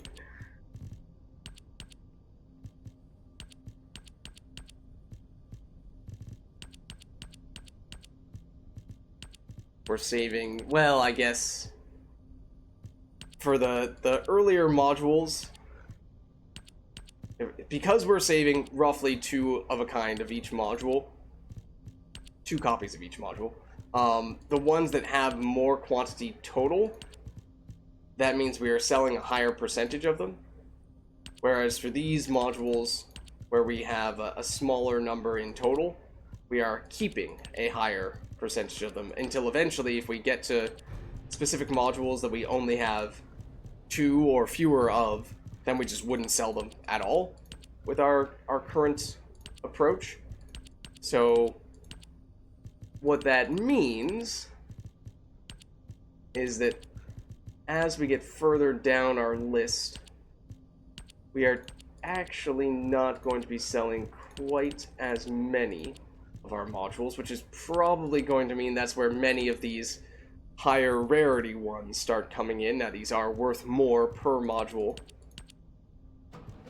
so perhaps they're still meaningful in that way. Yeah, but see, like now, we're only selling 3 of a kind here. 1, 2, 3, 1, 2, 3, 1, 2, 3, so on and so forth. Eventually we'll get down to just selling 2 of a kind, and that means it's a 50-50 between what we're selling and what we're keeping.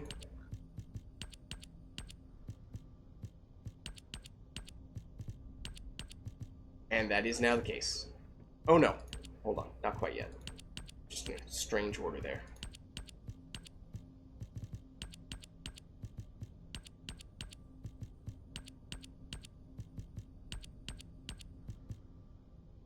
Okay, now, wait, no, 1, 2, oh, we have a significant drop off. Okay, because we do get to some of these transcendent, no, wait, we actually have 4 of these void explosions. That's insane. How much are these worth to sell?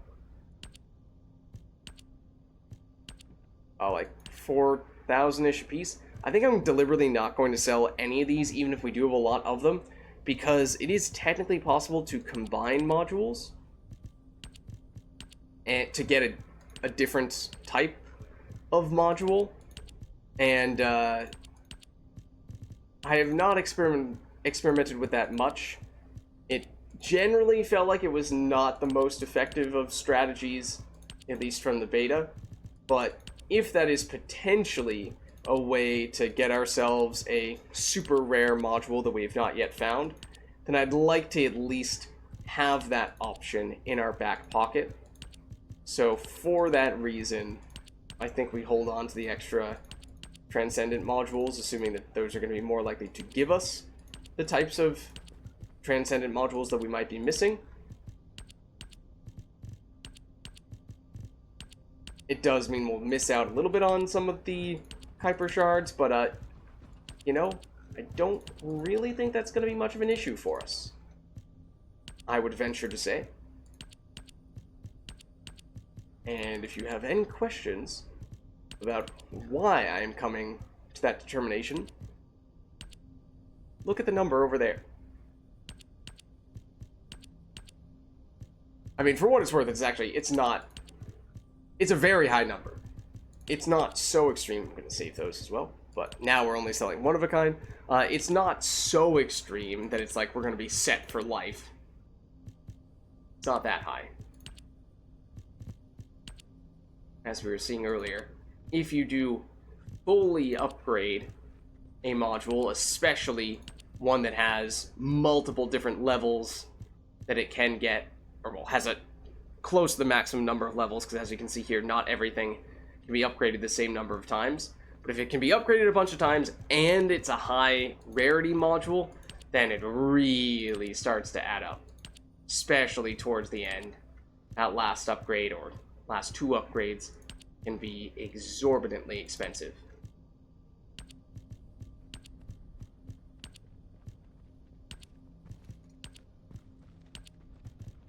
Probably getting close to the point where we only have two of a given type of module, and at that point we would just stop dismantling altogether, and that would mean we are done.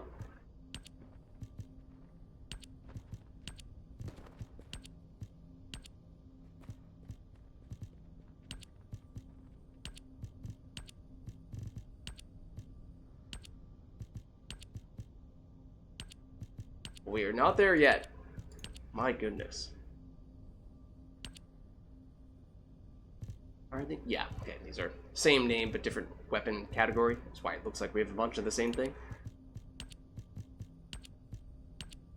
I'm gonna save that stuff. Okay, but now we're down to just stuff that we have only one of, and we have real life fighter, but it's for special mod weapons, and I think we really want it for the common mod weapons. Okay. That was the one that I was trying to farm earlier. Okay, but the final number is 714 modules for almost 350,000 Kuiper shards. I'm pretty tempted to just throw one more module in here to get ourselves up to that 350,000. If we were to, say, do that, that would do it. Or one that we feel more willing to sell an extra copy of. Weekend recovery, I think we might have actually already upgraded one of these, so maybe we're okay with that. This is good against what's his name? The one that heals, whose name currently escapes me, but it helps a lot against him. But there we go. So now 715, over 350,000 Kuiper shards. So should be getting some pretty big returns from this. Yes, we have at least one high value module, but that's okay. We'll take it. We will take it. Don't mind if I do. And gets us up to almost 1 million Kuiper. Kinda close at this point. Okay. Do we have some additional weapons that dropped? Okay, sure. I mean, I guess we'll just trash some of these. I don't really think we want them. At this point, we've been dismantling those for so long, I don't even remember where those came from. Oh, the most recent encounter we did was the Dead Bride fight, right? I honestly forgot for a minute there. Because how long did it take to sort through all of the various modules that we wanted to sell? A little while, for sure. And it does mean that the next... It's Devour. It's Devour is the one I was thinking of. So, oh wait, well... Hold on, that was normal rarity bosses. Well, it is also the next one for the hard bosses, though. So, if the normal difficulty Devour was difficult for the healing and immunity phase, then I'm not even sure I want to imagine what the hard mode Devour is like, because that feels like nightmare fuel. But it is next on the list, and of course after that we have several of the bosses that we fought before, but there are at least a few on hard mode that are exclusive to hard mode. This guy, the Obstructor, Frostwalker, Molten Fortress, and the new one, Gluttony. So... okay, does it always go up by the same amount of levels each time? Up 4, up 4, up 4, up 4, okay. That does seem to be... oh, there it goes up by 10. Okay, that's actually pretty significant, you would think. Okay, but at least for now, the level increase is not dramatic. Mechanically, of course, the Devourer is an absolute tank, and if ever there were a boss where we were concerned about having enough damage to get through it, and have teammates, oftentimes, who can provide much of that damage, it would be this one. So, don't know when we will be looking to take that guy on, because we have several characters that we are still looking to work with here. Of course, today we were focusing on Blair, and we didn't even spend that much time with him, because we had so much other stuff to sort through. So we had a bit of a backlog. But we also just picked up Enzo, and we've, of course, yet to use him at all, so he's still level 1. But we are also on the verge of unlocking Glay, so we have her, who we're going to want to use soon as well. So once you factor in that we're going to want to spend some time getting those characters leveled up, and maybe spend some time fine-tuning modules specifically for them, especially for Glay, because she can absolutely be a dedicated bosser for us, maybe that's when we'll start to really focus more on going after those additional boss fights. Because otherwise, I'll admit, I'm not super clear on what the quote-unquote correct way to approach hard mode is, because we did a little bit in the previous session, and we did a little bit today. But since you immediately get access to every single mission and every single zone, you can just jump around whenever you want and wherever you want. So, is there a reason to go through mission by mission and make sure that you've checked off everything at least once?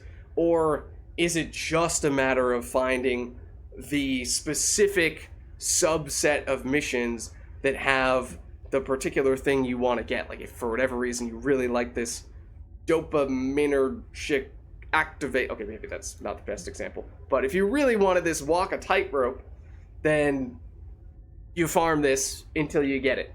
And so on and so forth, which with whatever specific modules you really want. In which case, you might skip some encounters altogether. So it makes it a little bit hard to know, like, what approach should we take on hard mode? So, I'm not entirely sure what we will end up doing there. The bosses, it's more straightforward, because obviously, you finish one and the next one unlocks, and they become progressively more difficult, so there is a natural sense of progression there. Don't you think?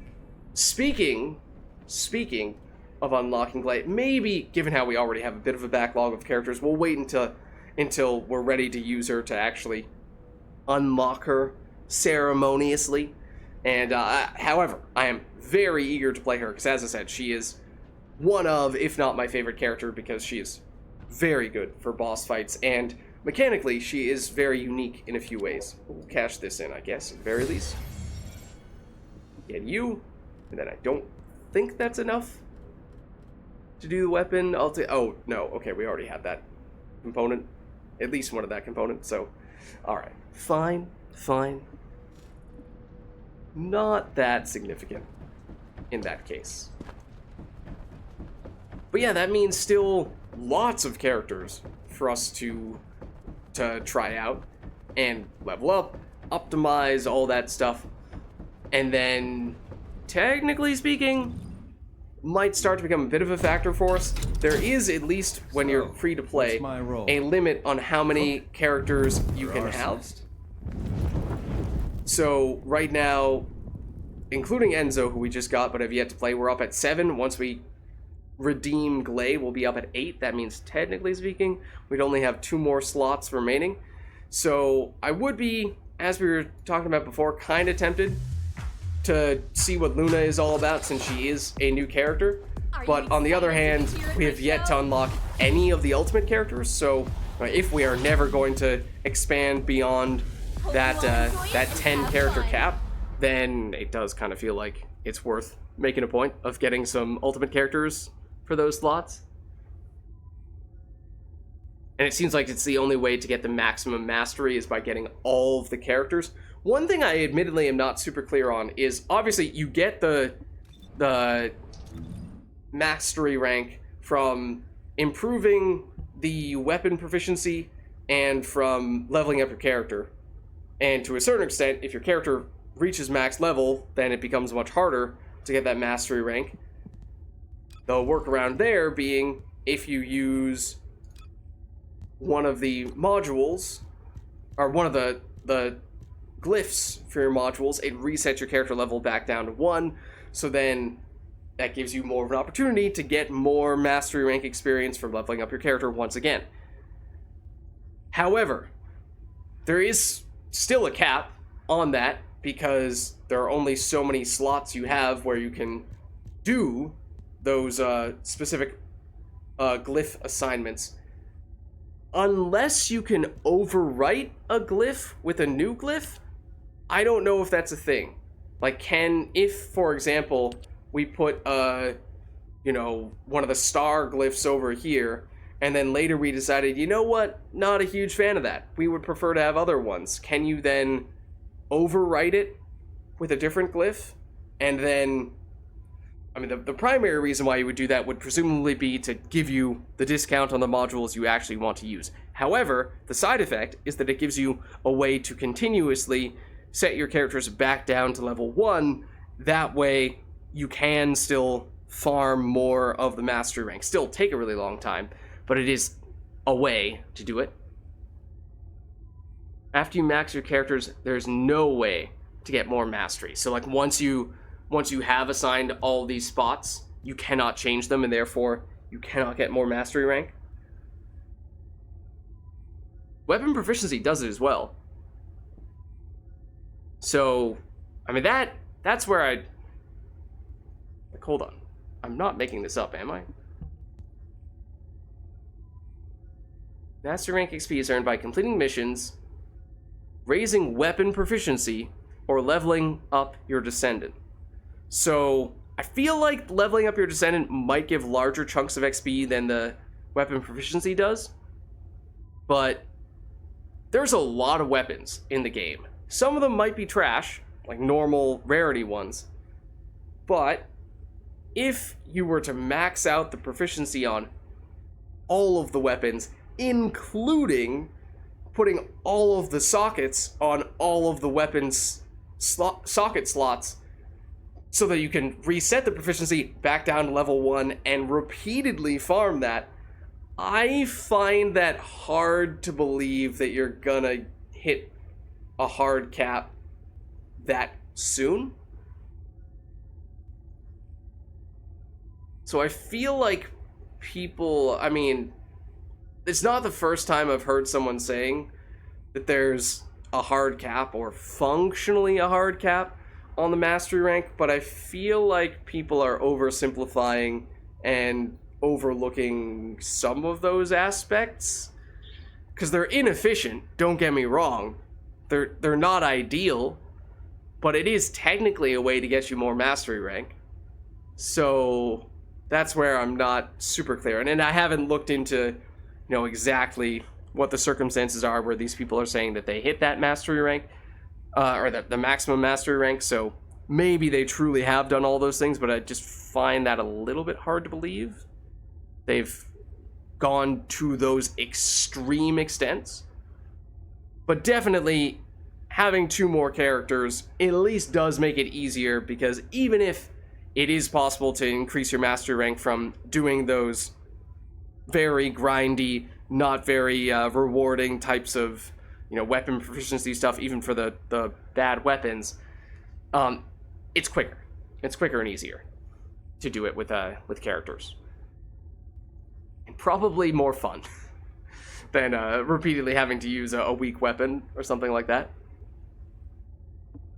But what do I know? I have not really experimented with that stuff much myself. That's just theoretically something that I would think would still make it possible to increase your mastery rank.